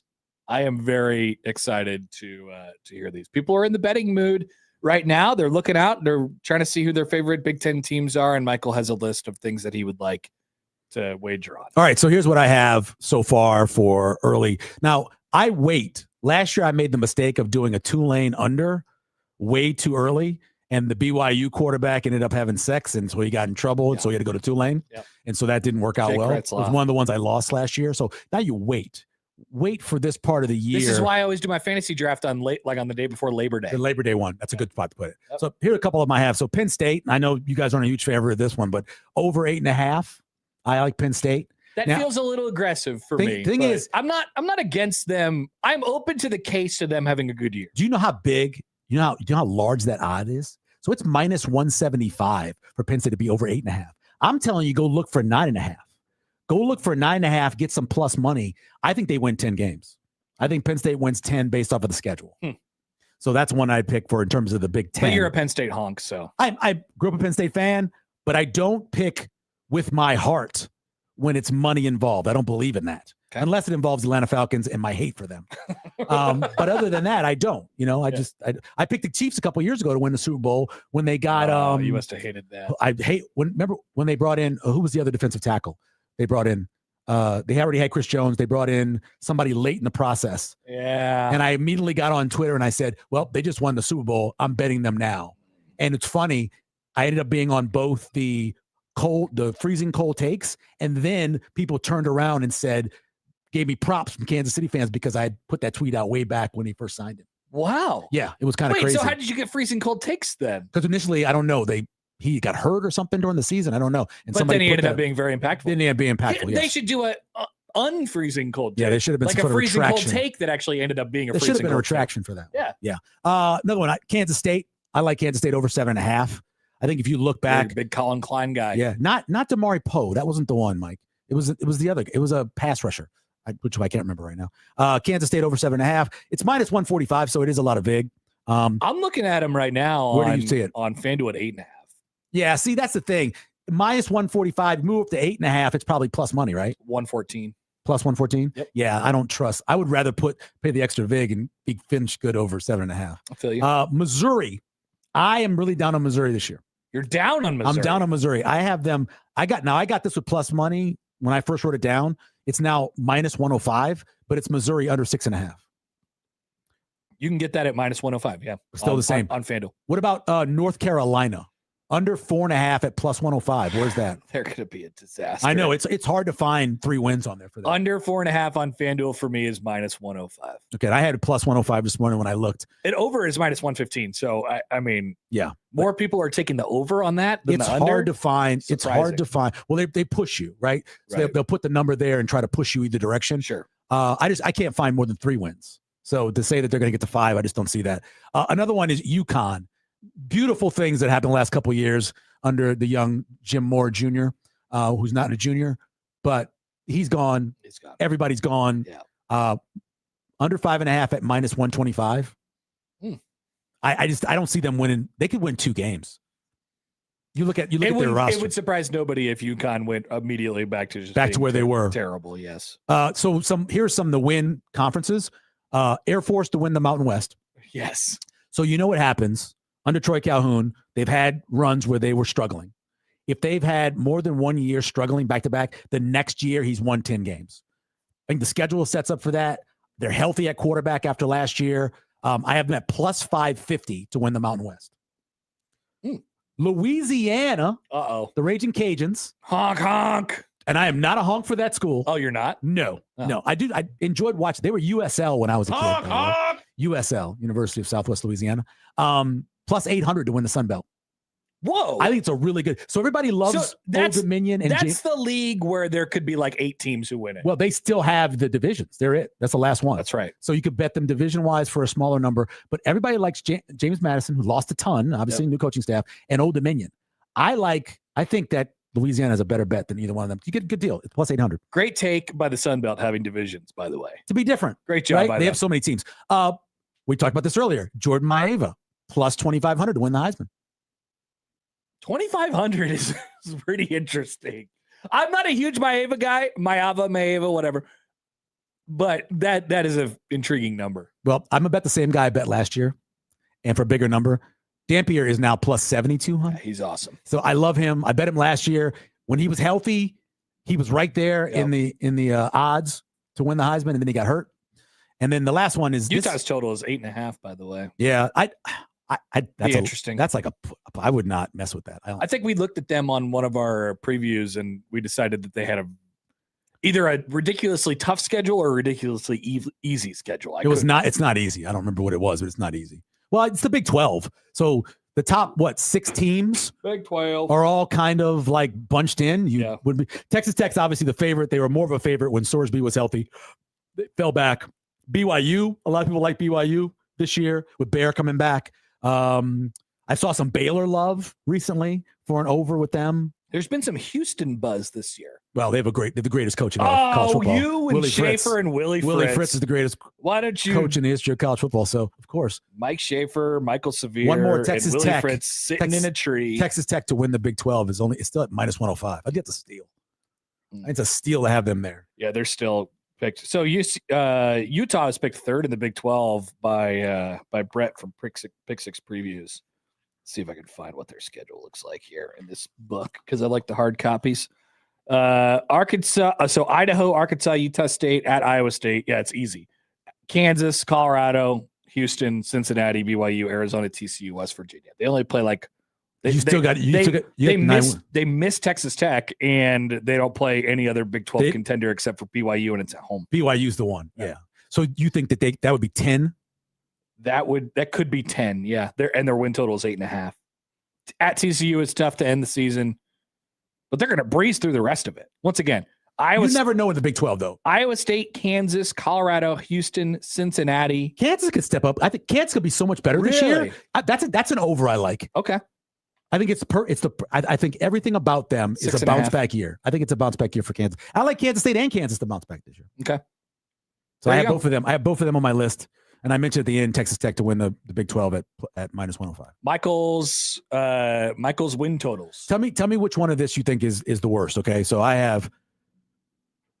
have Indiana as a under lean 10.5.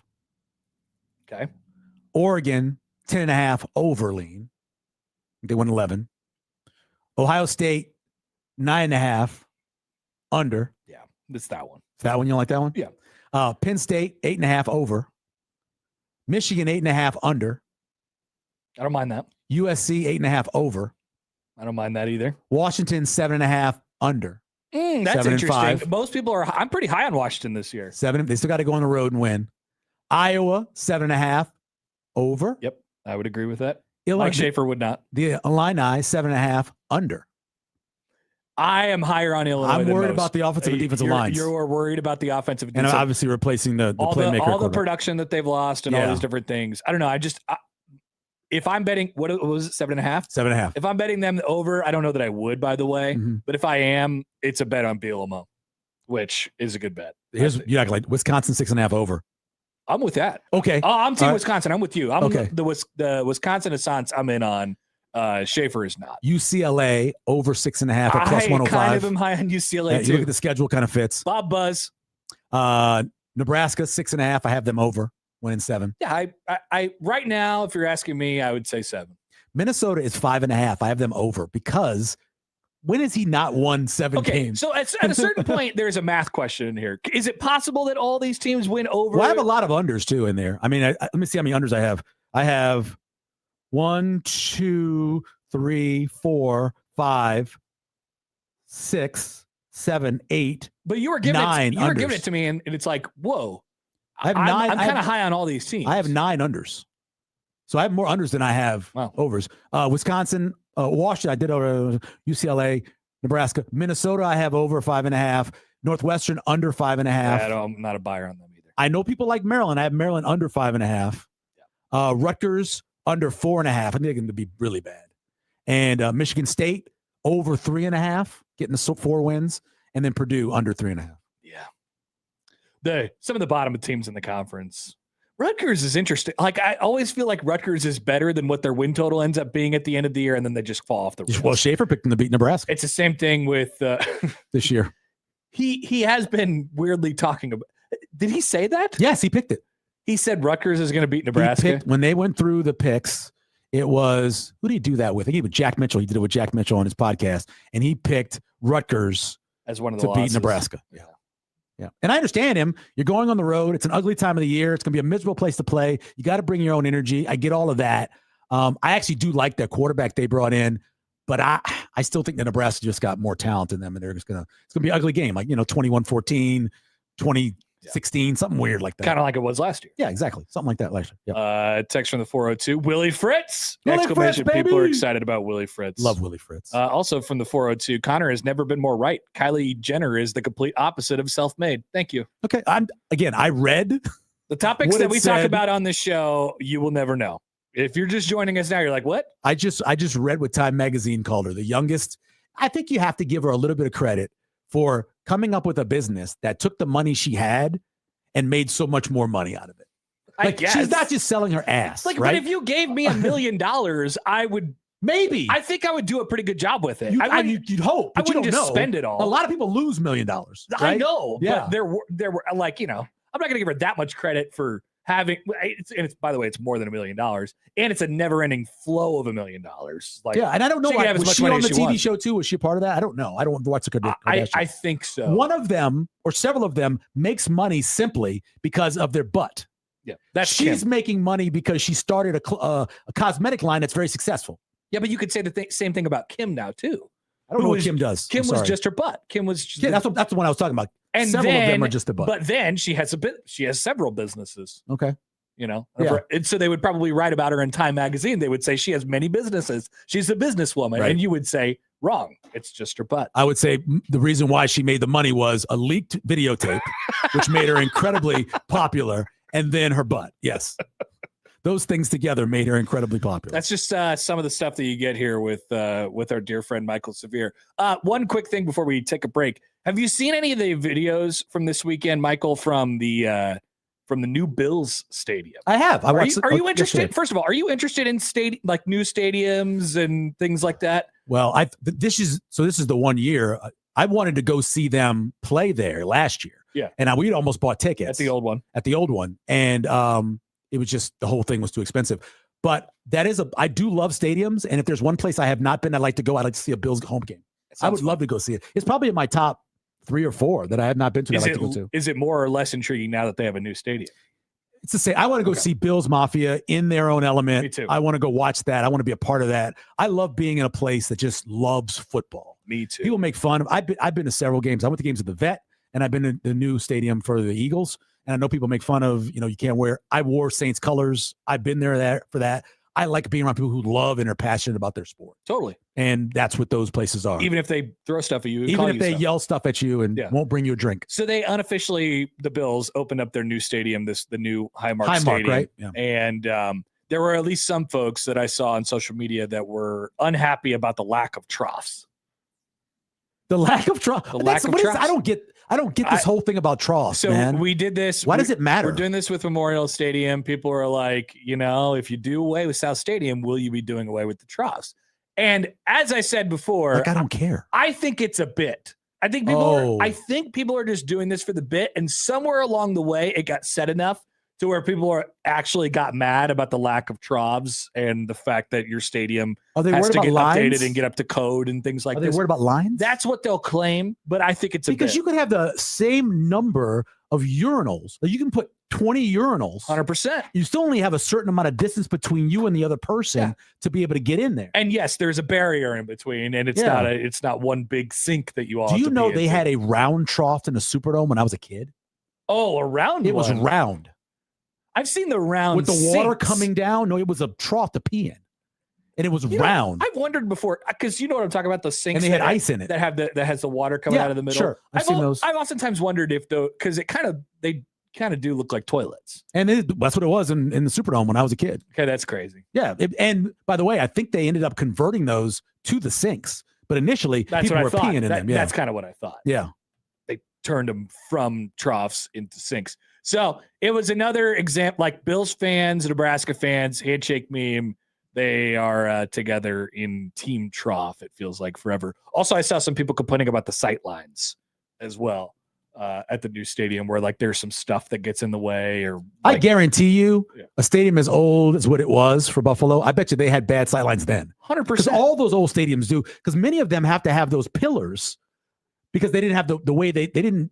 They weren't very good architects back then, so I bet you there were pillar issues. Right? I watch people the way that people talk about like the Royals are trying to build a new stadium in downtown, and I watch the way people have talked about Kauffman Stadium, which is one of the oldest stadiums in baseball. I've been there for a game for years. Yep. It's not exactly the nicest, newest, freshest thing. It has it has some character to it, whatever. But I watch the way that people talk about it now after this idea of the new stadium comes up, and you would think that it was a cathedral of baseball. You're like, we can never leave here. This is the best. yes, there are parts of the stadium that suck, but it's our stadium and we don't want to leave it. Are you kidding me? That's how it's always going to be. The new stadium is going to be awesome. That's how people always are about the old. That's what nostalgia, the word, means. I guess so. Right? It is remembering things at this special level that they really weren't at the time. So it's just another reminder. Like when you see other folks being ridiculous about the fact that they got a new $1 billion stadium or whatever that is supposed to repel snow or whatever like it is in Buffalo, just put yourself now you get to see it from afar and you get to say, wow, I think those people are acting ridiculous. They should really like their new stadium. Just like you're going to like the new South Stadium when it goes up in a couple years. You're going to love it's going to be great. The fact that you can get up and go to the bathroom during the game and not miss a whole quarter. Absolutely. I remember going to a spring game there back when they were redoing the North Stadium, whatever year that was. Maybe that was 05, 6, yeah, 04, 05, six, somewhere in there. That spring game had one of the lowest totals for attendance because the whole North Stadium was closed because they were fixing it. Mm-hmm. And I sat in the south end zone and I tried to get up at one point to go. And I was like, you couldn't get out. I can't. There was no place to go. You just couldn't do it. It's impossible. So yeah, so I it's going to be better. It's going to suck the reseeding. Reseeding always sucks. Yep. Anytime you lose the community you built around you, when you lose those people, it sucks. But at the same time, you're going to be happy at the end.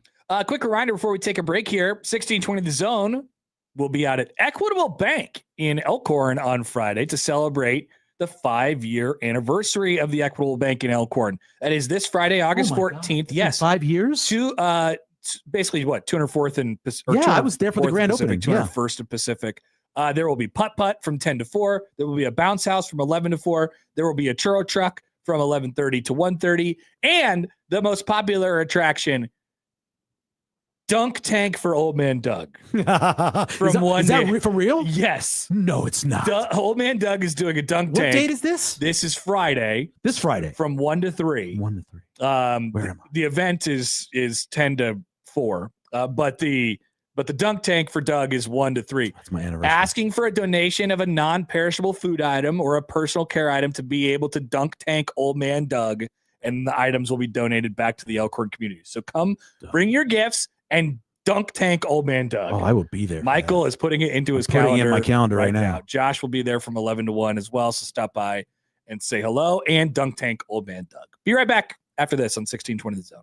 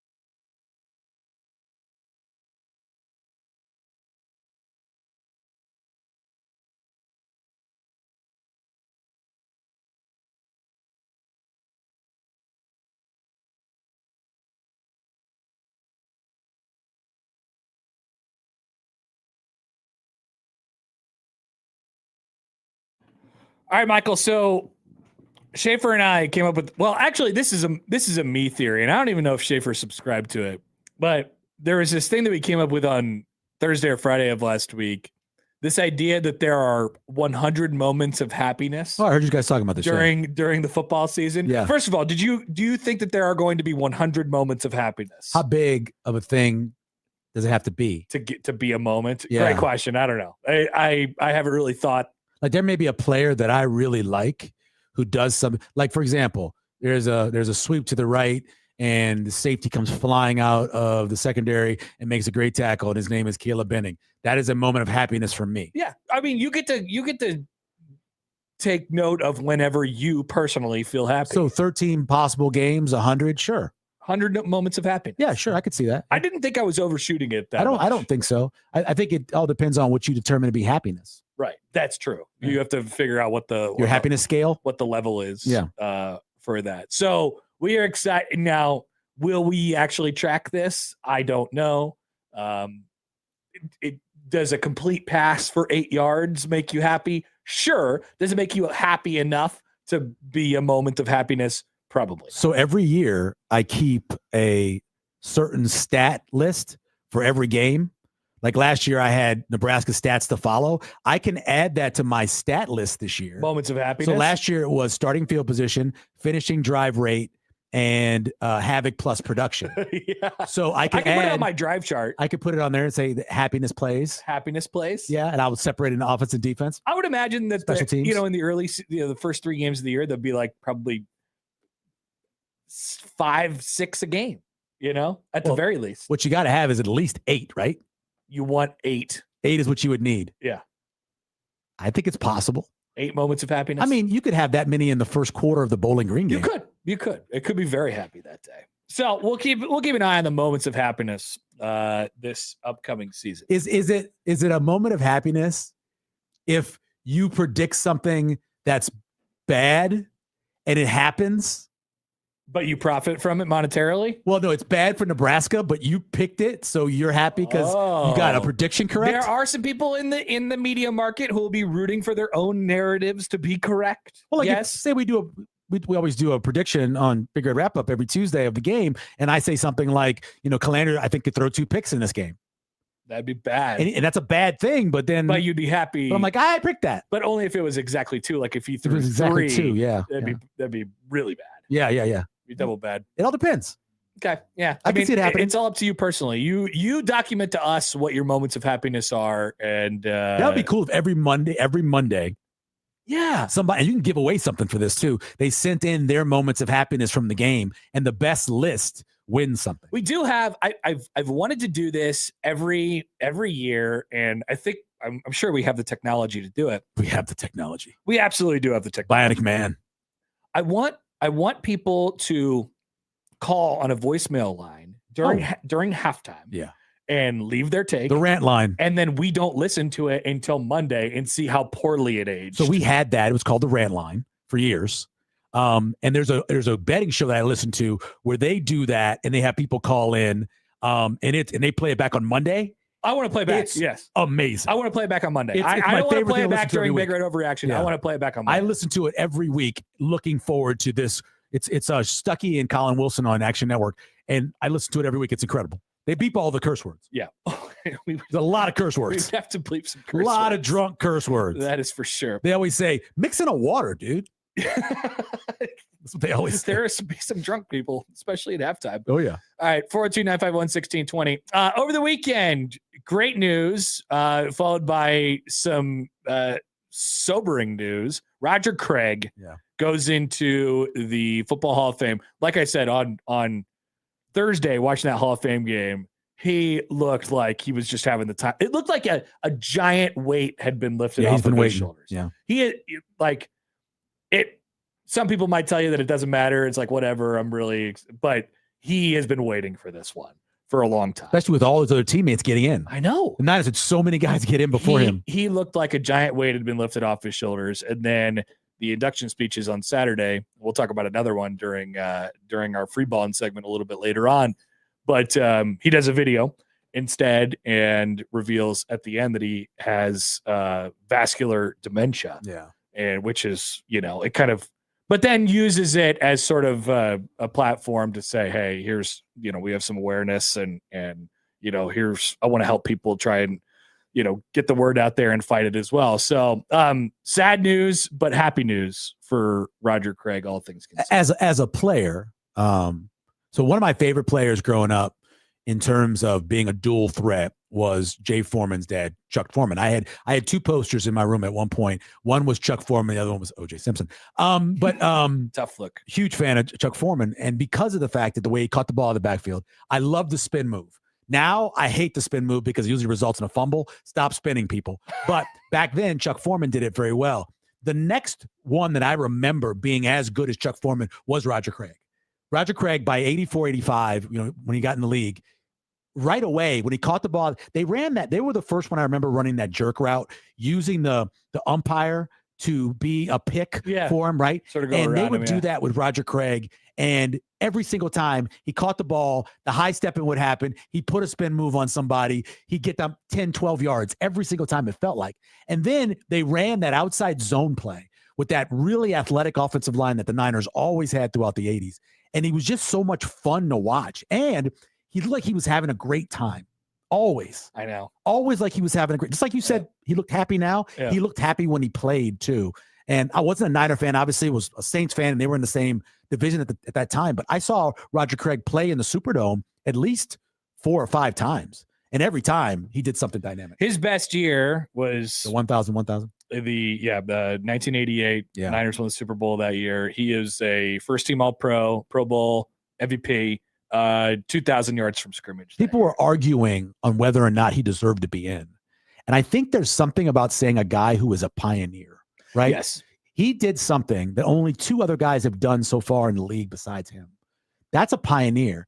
He made the offense. When you read Bill Walsh's book, any of them, but read the first book when he talks about what made that offense special, he will bring up Roger Craig multiple times because what he could do at Roger Craig. And the great thing, so Roger Craig, obviously we know this, his junior year, he played fullback for Mike Rozier at Nebraska, right? Mm-hmm. So they could play split back, right? They played split back with the Niners. You don't see much of that pro set anymore. They played with that, and you never knew what they were going to do. You don't know whether, it's like, it's literally they had a giant tight end in Russ Francis. They had Freddie Solomon, who was a giant wide receiver. They had Roger Craig. They had, was it Wendell? They had another guy back there who was playing running back with him, and you never knew what they were going to do. So, yeah, that was the year 88, by the way, the 2,000 yards from scrimmage. 85 was the 1,000. Yep, that was the year I'm talking about. You didn't know where they were going to go. 1050 on the ground and 1016 through the air. He caught 92 passes. Think about that. In 1985. That's Christian McCaffrey before Christian McCaffrey was born. Yeah, it's Christian McCaffrey with an uncanny ability to stay healthy throughout this.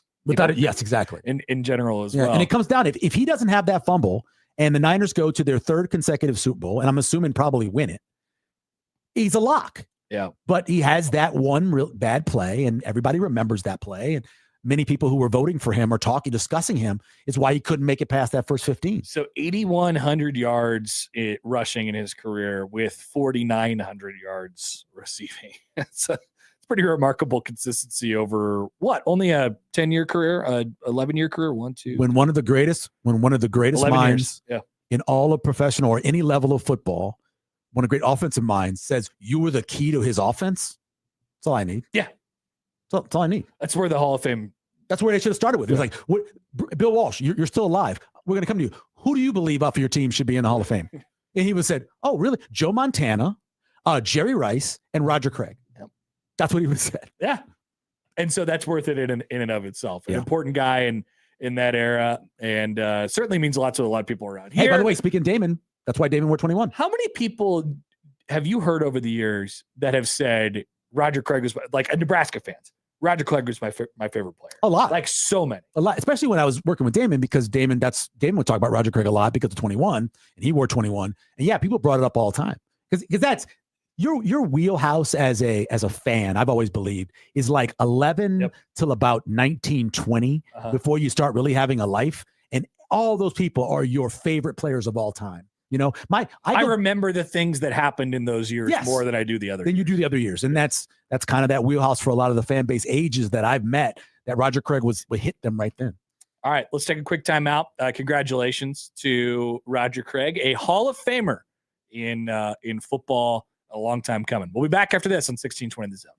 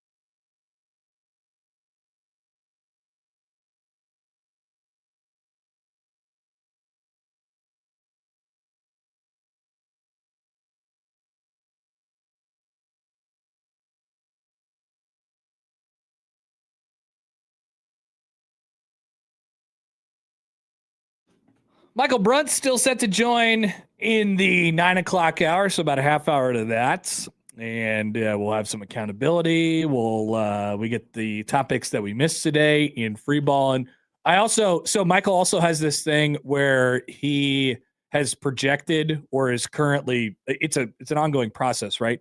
Every single spread of every single Nebraska game this year. Yeah, the 12 games. So the first one that you projected was Ohio, and you 23 and a half. 23 and a half. Pretty close. Sometimes you see it at 23, sometimes you see other places, but yeah. There will be some that kind of like come out over the next couple of weeks, like select games and stuff like that. Well, but one just came out for Iowa, and I had Iowa at 6.5, and I believe it came out at like 11, but it immediately was bet down. I think by the time we get to that week, it'll be closer to what I thought it was, 6.5. Based off of who wins. And so I saw that Iowa one too, or Schaefer told me about the Iowa one, and I was like, no, that's too much. That's far too much. It's way too much. It makes zero sense. It's very well Iowa could win by 40 or whatever it is, but I would never bet that. Yeah, I have Iowa at 6. People were confused when I first put this thing out because they didn't understand the plus and minus stuff. But yeah, at Ohio plus 23 and a half, it was really weird. It's 2026. People How do we not understand? People are like, what do you have Nebraska as an underdog to Ohio and favored against Ohio State? I go, you're reading that wrong. Please don't do this. You're reading that wrong. But for Bowling Green, I have 25 and a half. Michigan State, I have Nebraska. So I have Nebraska as a favorite, of course, in the first 4. Maryland being the closest one at plus 5.5. Indiana, I have them being a 13.5 point dog. Because it's at home. That's a tricky number. Yeah, I think it's under. I think they want to get that betting, and one way to do it is, I think if they put it at 14, I think they'll get a lot of Nebraska money because Nebraska fans are that way. I think putting it at 13.5 is going to get more back and forth money. Yeah. Oregon. I am. By the way, I am exactly what you just described. Like if it was 14 or 14.5, I'd probably bet Nebraska. 13.5, I probably would maybe bet Indiana or stay away. Oregon 20.5. Yeah. Yep. At Oregon, tough one. Some of it depends on what happens, obviously, before that, but yeah. Yeah, this is not me picking the game or thinking of so much. This is what I think the line's going to be when the week comes around. Yeah. I think Washington, Nebraska will be a 3-point favorite. I've seen a lot of people pick Washington as an underdog. I think Nebraska will be a favorite in that game. Yeah. Home game. Yeah. Currently, I believe if you look, there are some places you can find it between 2.5 and 4. So I think my 3 isn't crazy. So, okay, let me think of what I haven't seen your numbers, or I forgot them, and I'm going to just guess from here on out. Give me another game. Next one is at Illinois. At Illinois, this is just purely off of vibes for me. Nebraska be a 2.5 point underdog. I have them as a 1.5 point underdog. Okay. The tic-tac. Close. What's the next one? At Rutgers. Nebraska at Rutgers is going to be a 10.5 point favorite. I have Nebraska as a 7-point favorite. Okay. On the road, you don't know what's happening at that point of the year. Sure. Ohio State, Nebraska is a home game. They will be a 17-point underdog. If I'm right about this, and I'm pretty sure I went back as far as I could. I believe this will be the largest dog that Nebraska has been since a game against Oklahoma in 2004. I believe that's right. Point blank period? Not 2004. Or home game? Home game. They've been a dog on the road of big numbers, but they haven't necessarily been one at home.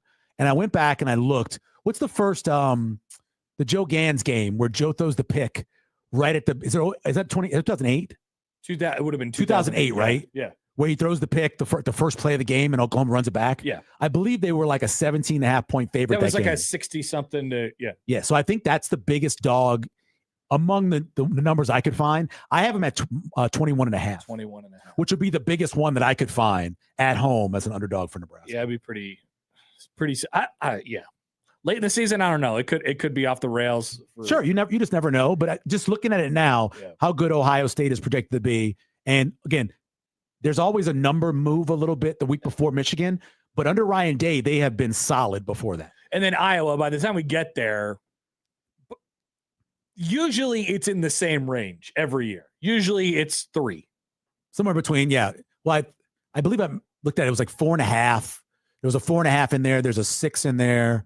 There's like a 1. I could see it Nebraska being has a 1. As much as 7, one way, depending on who's good or whatever. Almost no more than that. And I have 6.5. I have Iowa as a 6.5 point favorite. I think, they talked about it opened as 11, and then it got bet down to like 9.5 or something. I think by the time the season ends and they're talking about this game, it's more close to a touchdown. Let's see if we can squeeze in a quick phone call right Okay. here. I know it's gonna be a challenge, but I could have hit that. we do have random Mike. Hey Mike, what's going on? Mike? Mike, you there? How's it going? Hey, Hey, good. buddy. You got a couple minutes. We got like 3 minutes before we take a break here. That's fair. I tried to find out. By the way, what do you guys think of the AI aspect of Google? The AI aspect. It's of annoying Google. because it's wrong so often. It's almost always wrong. It's so wrong. Okay, I tried to find out how many passes Roger Craig dropped over his career with the 49ers. They don't They chart. don't have They weren't that. charting that back then. Exactly. But what do you think of the notion that one reason, I don't think he dropped hardly any. I don't ever remember him dropping a pass. And they were mostly short passes, correct? Screens, yeah. Whatever. But what do you think of the notion that running the option where it's kind of a sideways little pass really helps your eye-hand coordination? And I mean, if you dropped an option flip as a running back, it was devastating. It was practically a turnover. Hey, probably. I agree Yeah. that running the option really helped them catch the ball. Yeah, his hand-eye what do you coordination think of was that? off the charts. From going back when I understand at Davenport High School, it was the same way. He just had great hand-eye coordination. But he had a lot of option pitches Sure. as a running back in Nebraska, and dropping that was unacceptable. And Osborne, being the great coach he was, they made sure that didn't happen. Did you say Freddie Solomon was a giant receiver?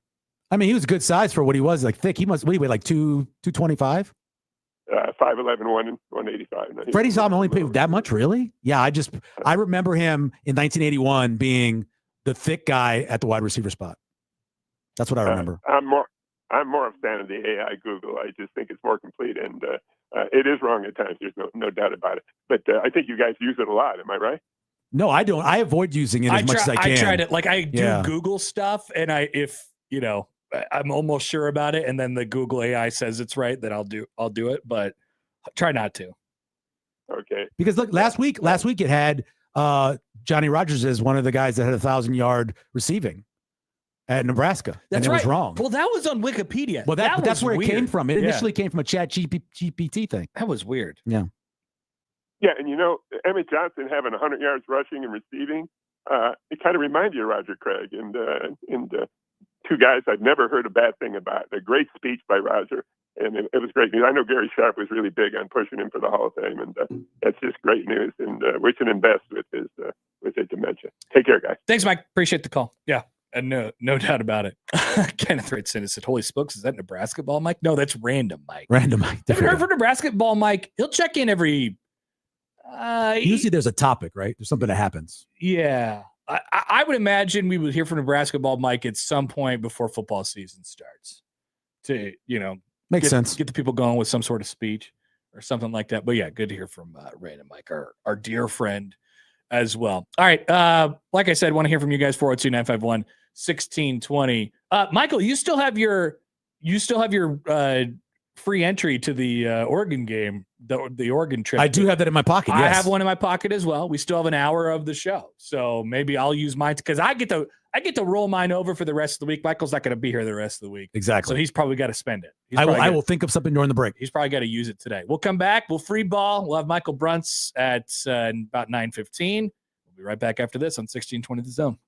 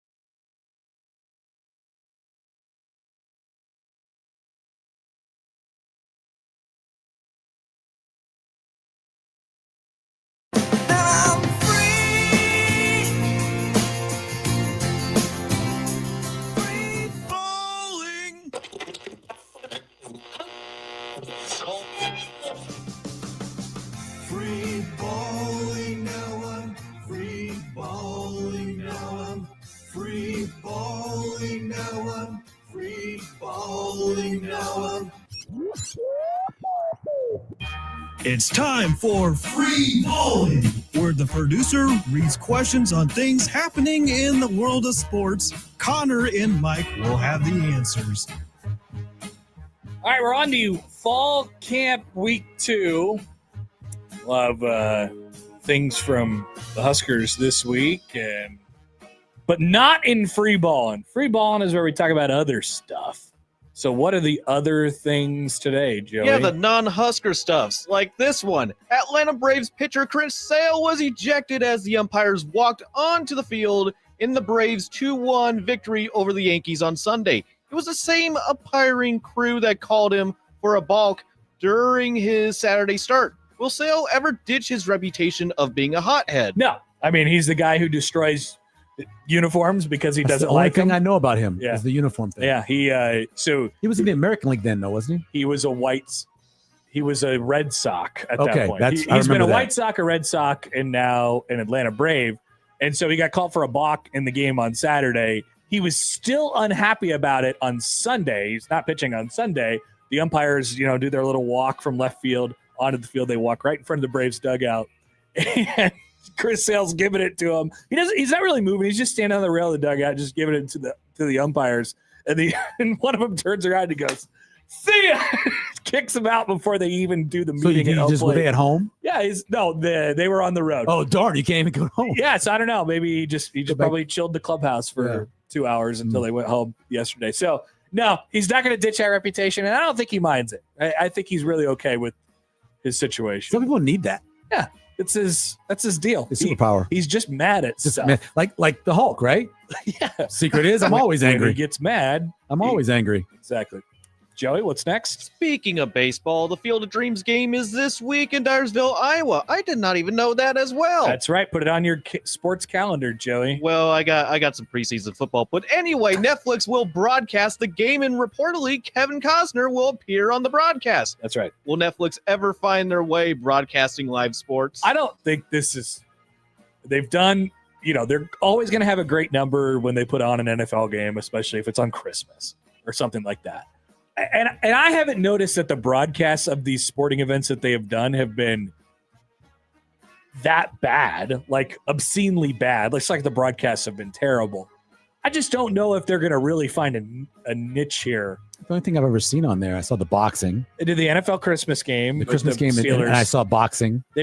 This will be now their third baseball event this year. Oh, okay. Which makes sense why you haven't seen it, because you don't watch baseball. They did the home run derby, which I don't know. I don't know how they did numbers wise, but it just felt odd. Netflix will be doing the Australia NFL game to start the season the second game. So they kind of have these one-off things. There's no consistency to it or anything like that. Costner is going to show up because of the Field of Dreams angle. He showed up when the game was on Fox a couple of years ago, and it was that epic. He walked out of the cornfield. So I wonder what they're going to have Kevin Costner do on this. Eventually, it's where you have to go. I mean, they have 1 billion subscribers, right? So eventually where you have to go is you have to supply live content to really keep people on board and willing to pay between $7.99 to $24.99, depending on commercials or whatever. You got to find a reason. And one way to do that, which they've all shown, Peacock, all the other smaller ones, Hulu, you got to have some live stuff. Are they going to be able to get enough? Well, they have enough money to get football eventually. They of course have enough money to get football we know eventually. that. But are they going to be able to convince the leagues that Netflix is the right place? Well, they can to do put what any of Amazon these did, things? right? Probably they can do Thursday Night Football. Yeah, they could do something like that. Now, what we know, because it's a Netflix broadcast, just like Amazon, they're going to have a giant table with 45 different people at the table, and they're all going to say nonsensical things. Yeah, and they will. Actually, the Amazon group is actually pretty good. I like Andrew them. Whitworth, don't you besmirk? Why would I do that? Andrew Whitworth on Whitworth. this air. Don't you besmirk I love that, to man? wear hoodies underneath I suit covered him as a jackets. junior in high school at West Monroe High School.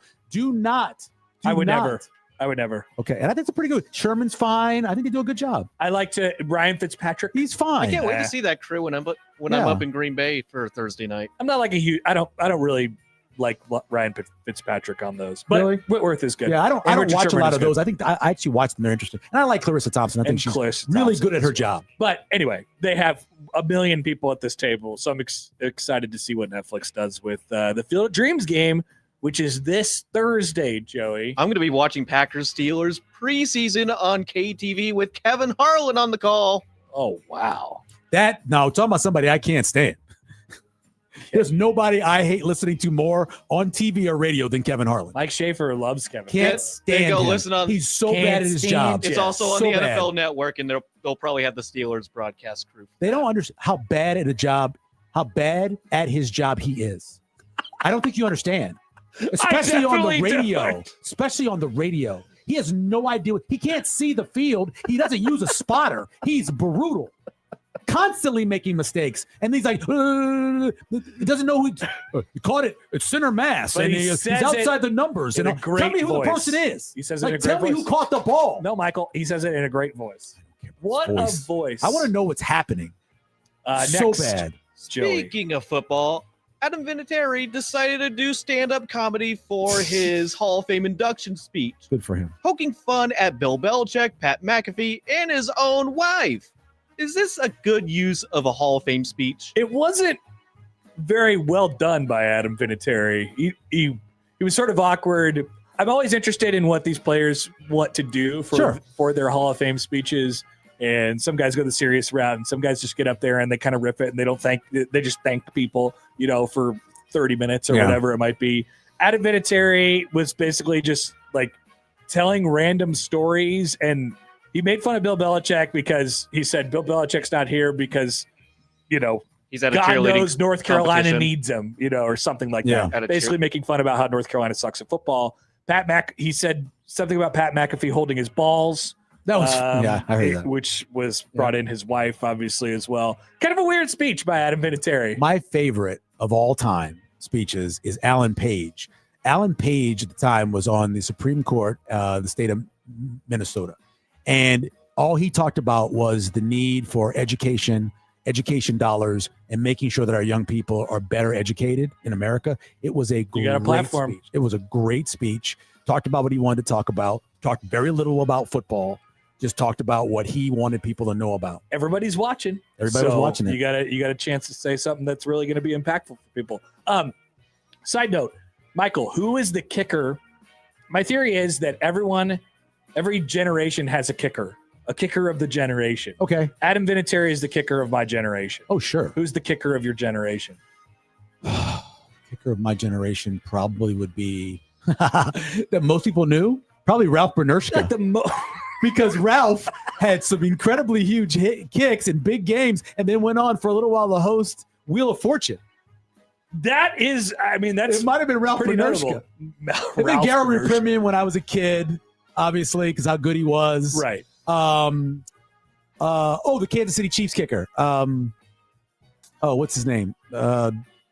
He was like from European guy. I don't know. But I can't remember his name. But I would say probably those names in terms of everybody knew them. For me, it was Morton Anderson for me growing up, because Morton was the kicker for the Saints for all I would those imagine years. that's the answer for most. And he was pretty good for most people. But it was the Saints. Jan Stineur. It's His last Jan Stenerud. Stenerud. Goodness, Severe. From Jan Stenerud. Norway. Jan Nice. was really popular and was a really good kicker. Okay. Yeah. And So- then any of the bars, Matt Barr, Yeah, Mike says Jan Jan Stenerud. Stenerud. Yeah. And TC says Morton Anderson. Yeah. Morton was great. I think it's Morton But it was Anderson. the Saints, though, and nobody was watching Saints games. You got to remember, they didn't win a playoff game Right, until 1987. Terrible. They were terrible. And so I don't know how many people actually knew who Morton was. And then Morton left and went to the Falcons. So Meanwhile, Adam Vinatieri was just making Super Bowl winning kicks for like my entire childhood. exactly. Yep. But he was never called the idiot kicker by Peyton Manning. Never was. He was never called that. And Joey, what else? Last one, Texas wide receiver Cam Coleman went viral over the weekend for making an insane one-handed catch over the middle at practice. What's the problem with that? Did you see anything? What's the Should problem with anyone that? care about this? What's the problem with that? What's the problem with it? What's the problem? The problem is that somebody threw that pass. Arch! We're we don't looking know at if it was you. Arch, but somebody threw that pass. It had and to they be did not Arch. show who threw the pass. No, they most certainly did not. It did not have to be Arch. I mean, they probably have 4 quarterbacks and they're rotating them in and out. But if that is Arch, you are off, buddy, by a little bit. I've seen people use this as anti-Arch, propaganda.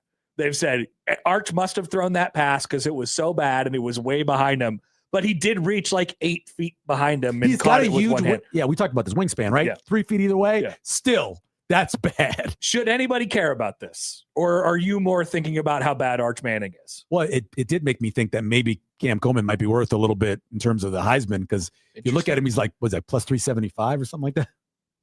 I didn't look at it. Yeah. The first thing that I thought to do was not to look at the Heisman odds after I saw that catch over the weekend. I was looking at the Heisman odds earlier, remember? That's where I saw it. Just now today, I was looking at the Heisman odds. I did happen to see this over the weekend, and I did like it. But I am in currently that mode of watching football. Like, oh, that's exciting. I saw some people, there was like an influx of people over the weekend tweeting about how they could really use one really specific part of Sunday in the NFL. Like I could really use a couple games coming down to the wire in a quad box in the mid-afternoon window right now. And I kind of thought, I'm almost there. I'm getting really close. I'm not ready. I need preseason. I need that. Yeah. I need to watch those games. I need to get that feeling for it. In terms of football, in college ball, I gotta go to a practice. I gotta see. I'm not ready. So maybe after today? Tomorrow. Yeah. Maybe after tomorrow. By the way, Cam Coleman is plus 10,000, so 100 to 1.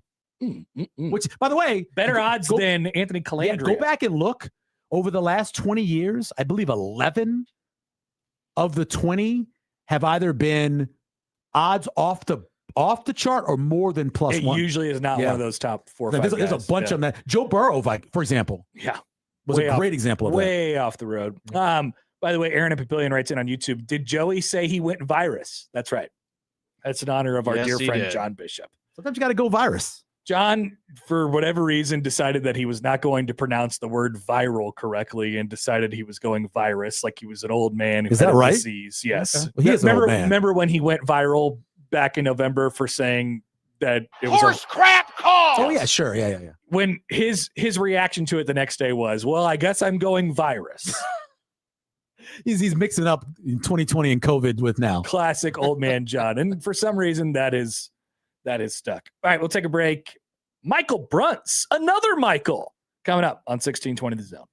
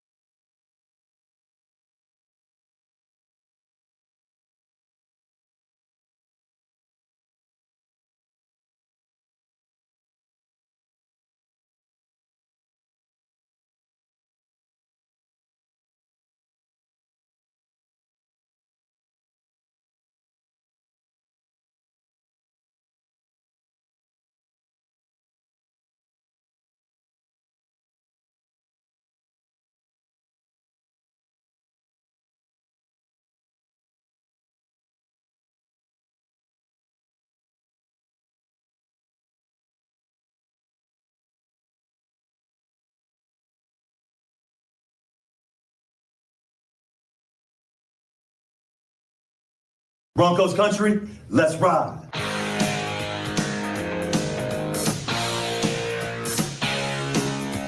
The Bronx is back in town. The Bronx is back in town. I said the Bronx is back in town. The Bronx is back in town. The Bronx is back in town. Bronx is back in town. The Bronx is back in town. Bronx is back in town. Michael Brooks, Husker 24/7 on Happer and Schaefer, 1620 The Zone. And we are joined now on the Prairie Flower Casino Zone hotline by our good friend Michael Brunts from Husker 24/7. Hello, Michael. Hello? What's going on? Nothing, what's up? Are you disappointed that we won't get to hear much of the boys are back in town until like late February, early March next year? Yeah, that's when the boys are back in town, is late February, and sometimes early March, I guess, depending on scheduling. Everyone knows that's when the boys are back in town. Not much of a football song, the boys are back in town. I always think of the bus boys in 48 Hours. That's what I think of. 48 Hours, boys are back in town, meaning that Eddie Murphy and Nick Nolte are back. That's what I think about. Yeah. For I don't know what else you guys are talking about right now, but that's what I think about. Oh, Michael, you forgot about this thing called baseball. I definitely. I didn't forget about it. He didn't forget. They play it at every college baseball game. It's a law. I had no idea they did that. I just think of Nick Nolte, and I think of Eddie Murphy, and I think of that. 48 Hours, baby. What are the other contractually obligated baseball songs? Black Betty by Ram Jam, I think, is one of them that only shows up. Yeah. They play it at football games sometimes, I guess, but I suppose that one always comes to you mind. got What about that Thunder one? You got your center field. You know That definitely. Oh yeah. Center field. What about that Thunder one? Go into the blast furnace, as far as I'm concerned. what Thunder one? That Thunder song for that group from over in Iowa, that nobody likes. What is that? That song, they play that at the College World Series all the time. Thunder from the group in Iowa that nobody likes. All right, what's Michael talking about? I don't know. Brunts, do you know what Michael's talking about?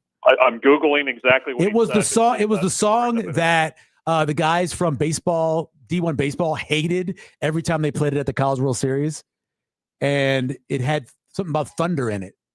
They played it all the time. Oh, like Thunder, like Imagine Dragons? Yes, Imagine Dragons. Oh, I didn't know they're from Iowa. No, I was joking. Everything bad's from Iowa. It's a joke we used to have. I'm sorry. Imagine Dragons, Thunder, Feel the Thunder, Lightning, and that the thunder. song, they used to play that all the time. Yeah, that song does suck, but they don't play it at baseball games. They played at the College World Series a lot back in the day. Yeah, and the guy for Division I baseball just hated it. Yeah. Okay. Yeah, sorry. That's a good lesson.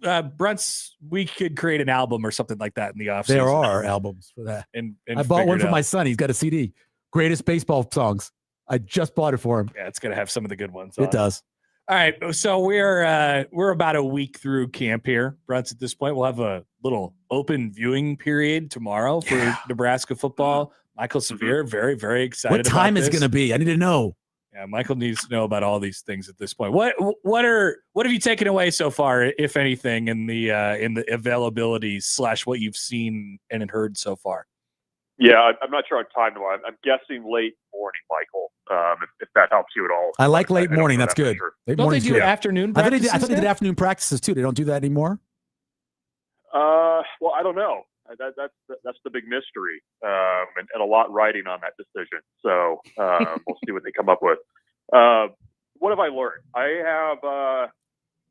I've learned that not a ton. To be honest, I'm willing to go along a little bit more with the offensive line talk and kind of how that has taken off this preseason about them being good.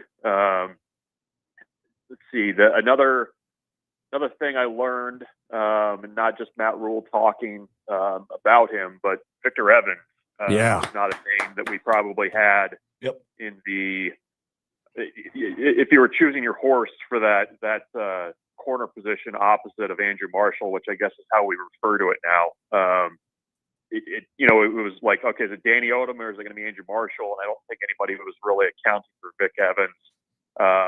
He who ran a 4.31 this past spring and, has played a lot of football. So kind of file him away as a guy that's going to help certainly on special teams. I also would not at all, I like Jeremiah Charles's chances to win that job too, just straight out. I think that was one that position, I was kind of curious how that's going to shake out. I'm still curious how that's going to shake out. But Jeremiah Charles sounds like he's having a pretty good fall camp so far. And so I would definitely that was one thing I learned in the past couple of days. So anything else, I kind of want to see some things tomorrow. I don't know what we're going to see, but being able to actually witness football will also help inform things quite a bit there too. Yeah, looking at my two deep that I had just come up with last month, and I had Victor Evans as the backup because I know that they had talked a lot about him. They'd love to have Larry Tarver out there, who they loved during the spring, but of course he dislocated his ankle, so he kind of fell out of the mix. And then the Murray Sanders is the other guy they really like. Do you feel that the secondary is, if you were going to start listing the strongest position groups, would they be among near the top for you? I would say they'd be like in the top 3 or 4. I mean, I think I would have wide receiver, offensive line, receiver, offensive line, and I think receiver, offensive line, secondary, and I would at least be willing to have the conversation about linebackers. Ooh, I think. Okay. I think they would. I think the secondary would be ahead of linebacker for me, but I don't know. The 2 additions they made. Yes. I really like the look of that. Plus, I think kind of having those 2 guys in the mix too to push Vincent Shavers a little bit. I don't think that's a bad thing. So I think those 3 are going to be an upgrade from where Nebraska was last year at that spot. That's not really a hot take, I don't think, but that group also will benefit greatly from just improved play in front of them. But I do think that, linebacker is probably another position that we're maybe not talking about enough. And I know Chambliss has gotten a lot of headlines, yes, but Foster, I think just you look at the way he's built, you look at his production at Oregon State when he was able to stay healthy. He's probably another one of those transfer additions that maybe we're not talking about enough that, have a pretty big impact on how this season goes. Bruns, now that we have a little bit more information, and Chambliss is right smack dab in the middle of this conversation, we have a little bit more information now that we're deeper into camp. Let's revisit the idea of like the transfer that you're pretty sure or very sure is going to hit for Nebraska this year. Is Chambliss the first name off the tongue in that category? I mean, there's a lot of options of guys who are going to be starters this year who came in via the transfer portal. Yeah, I think he would be, top 1 or 2 in that conversation. Offensive line. I mean, I think one of those guys, Brendan Black kind of interests me the most there, just because of the amount of football that he's played in his career. I mean, he's just got a huge snap total from his time at Iowa State, which I think that helps you. I'm trying to think who else I would probably add to that list right now. I don't know what Jasir Whittington's going to be. Great. But yeah, I mean, he was a problem in the spring game. He's put on weight this off season. I don't know that he's lost a lot of that explosiveness. And I think, a lot of the conversation around him is like, well, how's this guy at that size going to play defensive tackle in the Big Ten? And I don't think that's how they're going to use him. I think he can be, you look at Nebraska's sack totals from last year, you can't have another year where your leading sack getter had 3. Right. And I think he's got to be that guy on third down that just goes in there and wins a one-on-one. So you don't have to scheme things up. And so I think he's probably towards the top of that group as well for guys that I think is going to hit out of the portal. So, but I think Chambliss is going to be near the top, not only because of, what I expect his production is going to be in this defense and kind of how it, it almost kind of invites production from the linebacker spot. But I also think just, the knowledge of the defense and how that's going to kind of permeate everything is really important. Because you are a deep thinker, I'm sure you've considered this before. So based on the 2 deep that I projected, there's 21 non-Nebraska high school guys. So non-high school guys. So these are all transfers or guys who came in from wherever. So 21 total on defense and offense combined depth chart. Do you think it stays that way going forward? Or based off what you're seeing from high school recruiting, it kind of flips to where you have more guys who came in out of high school? Yeah, I mean, I think I don't know that it's. I would expect it to stay about the same. Like I do. I mean, I think with the transfer portal now, I just think you're going to have a little bit more of that kind of infusion of guys that come from wherever. And transfer portal recruiting is national recruiting, and you're going to more easily get guys the second time around from California or Georgia or Florida or wherever. So, I think it's going to just kind of stay the same. I mean, and I don't know that that's necessarily a commentary on, quality of high school players in Nebraska. I don't think it is. I just think that that's kind of the nature of college football nowadays, where, unless you're getting guys to come home after they've gone away and played well elsewhere, I just think you're going to continue to, kind of see more additions that way from, areas where guys have connections. I mean, Jeep Wade's very connected in Georgia. Yeah. So I think you're going to see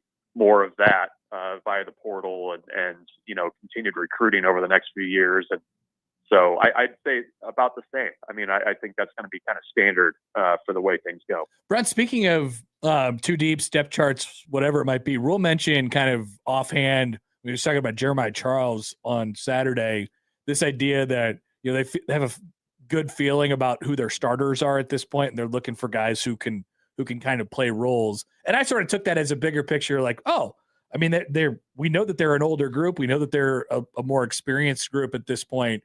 What do you read into that? There's not a lot of huge camp battles going on right now, at least as far as starting positions are concerned.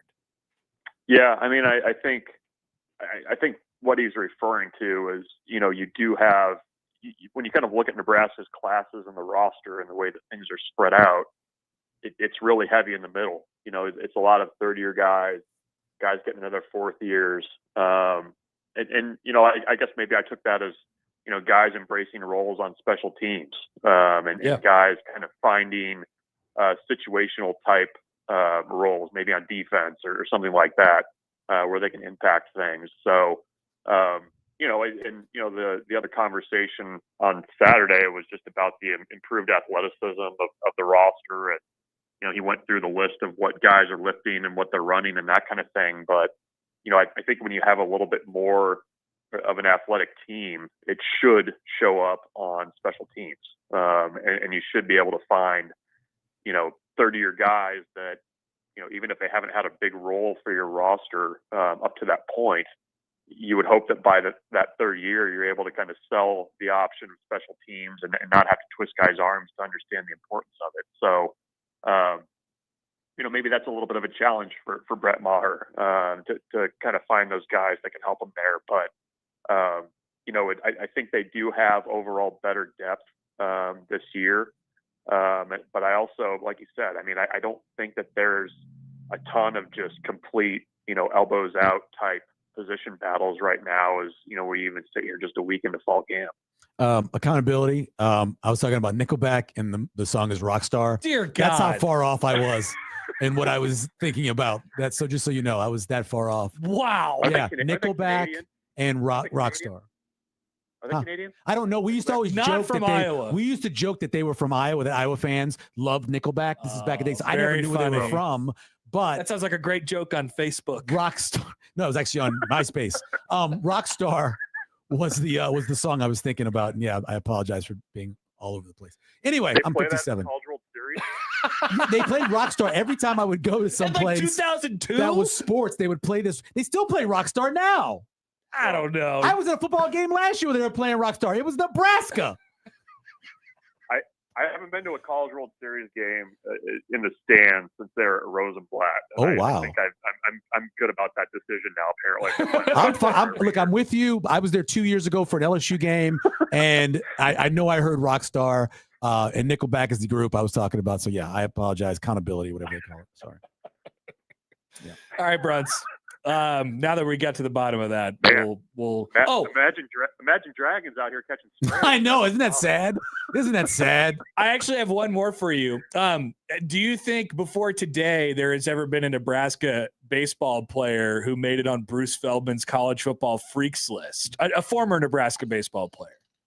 Was Carl Crawford? Was he? I think that's before his time. I think he was like about 21 when Carl was coming out. Okay. Yeah. Chase Mason. I feel like anybody that has to attend a lot of Nebraska baseball games was cheated by not getting to see whatever he could become. It was like a Roy Hobbs type thing. But apparently he's moved on. So we'll never know. I just assume it would just be homer after homer is what we're missing there. I hate when a potentially great baseball guy wastes his talent and goes plays quarterback. I think he used all of his eligibility playing the bad sport. Now he's going to go play the greatest sport of all time.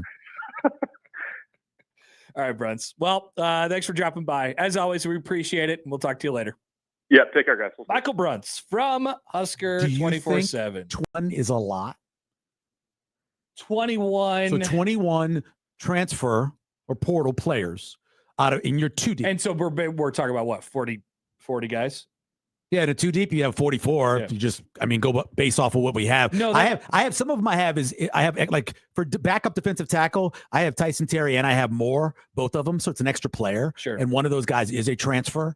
So 45, 50 guys, and basically half of them are transfers. Half of them are transfers. Yeah. That seems right. Yeah, that's the future. Yeah. I'm curious about that because if you look at how good you believe this 2027 recruiting class is going to be and what their kind of direction they're going, what they want to be, I don't know. This is a lot. It's a lot of players. That might go up. I mean, really? Just because the percentage of players in college football who are going to end up having transferred, yeah, that number is going to keep going, right? And we always had a lot more transfers people talked about because they would sit out a year and you forget about them. But, I mean, among the starters, so Whittington or Stodmeyer, Noweri, right? Yep. Chambliss, yep. Foster, Marshall, maybe Evans, depending on what he does, and then Jameer Khan and McDougal, Rhett if he plays, McDougal, Shig. I like Shig a lot. So that's just in your defense and in your offense. You've got Gilmer, you got the 3 offensive linemen, Isaiah Hunter. Yep, you have Hunter. You mentioned him, and you have Kanak who came over from like Utah or wherever he came from. Calandria, Danny Kalen. And that's Tyke Hayes. And Tyke Hayes now, who I didn't have on this list back then, but I wouldn't put him in my 2 deep. But yeah. All right, let's take a break. We'll come back. Accountability, and we'll get you out of here on a Monday on 1620 The Zone.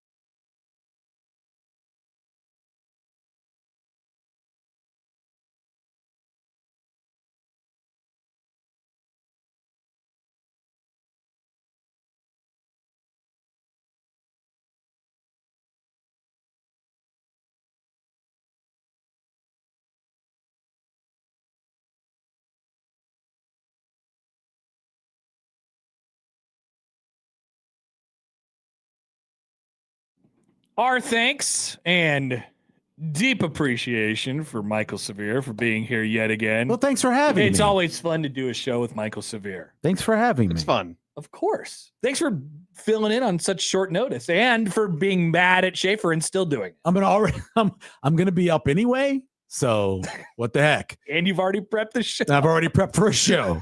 At least one show. That is one real bright, shining positive of inviting you to come, because I know I'm like, yeah, Michael knows how to do a show. And in fact, he has a show prepped already. And the stuff that you didn't pick, I'm just going to pass along for Wednesday over to Josh and see if he wants to do it. I'm sure he will. I really want to do this best roster for Nebraska since 1980. So each position, offense and defense. I'm very excited about it. That's a great topic. I did that, and my buddy did it too. He's obviously more of a Nebraska fan than me. And we have some discrepancies. We did some arguing. I think it'd be a good topic. Maybe it'll be used on Wednesday on Sports Flight Maybe. You never know. Is it just, are you just filling in on Wednesday? Yeah, I couldn't do Thursday because I have a thing at 2:00 and I couldn't move it. Isn't this the week that John's gone all week? He just asked me for Wednesday and Thursday. I know Stibbs is doing Friday because I heard he's doing Movie Magic. He asked me for Wednesday, Thursday. So maybe they got somebody covering it today and tomorrow. Because I think this is the week that John's gone all week. Yeah, right? probably Austin will do a day. I'm assuming. Maybe. We love Austin. I saw Austin once do 3 shows in a day. Incredible. 3 different shows. 2 different networks. Gotta have a guy like that. Yeah, you gotta have a guy's versatile. All right, and we have one more thing to hit. Ladies and gentlemen, it's time for accountability. Good news. Michael already gave his because he thought Nickelback was. You thought no. I did you not. thought Imagine Dragons was Nickelback, but then you couldn't come up with Imagine Dragons either. No, it wasn't either one of those. I thought that there was a song that they played at the College World Series that everybody hated. I couldn't remember Nickelback because that's the band everybody hates for no reason. Correct. I agree with that too. And I had the wrong song. Yeah. If I'd have said the right song, you guys would have known the right band. But I had no idea. I was all over the place, and it was hard to tell what year you were referencing. I didn't know. either. It's still today. I still hear that Rockstar song still played today. Occasionally. Yeah. It's not a bad song. I believe it would be on like Jock Rock 5. I think people give too much hate to Nickelback. That's what I just said to you. I think I agree with you. They have a bunch of hits. Yeah. You know the word. It's like Barry Manilow back in the day. You know all of Barry Manilow's songs. Maybe they're cheesy, but you know them all. But they're Barry Manilow. And now Barry Manilow is kind of age. I wonder if Nickelback will age well. Probably not. People will still be hating Nickelback in like 2050. Yeah, just like they've been dead for years. Why do you still hate them? My accountability is, first of all, a couple things. I am being very negative about my baseball team these days. And you are a Royals fan. Yeah, keep in mind, they suck. They're terrible, and I disagree with a how lot of bad the are things they? that they've done. They are they 5th in the division? 21 games under 500. How many are in the Division 5? And there's 5 teams in the division. They're last. They're last. Okay. Yeah, they have Are one they of the still worst in the Central? One of the worst records in baseball. They're in the American League Central, which is Okay. one of the worst divisions in baseball. Who's winning it? Cleveland? They are terrible. I think it White Sox? is Cleveland?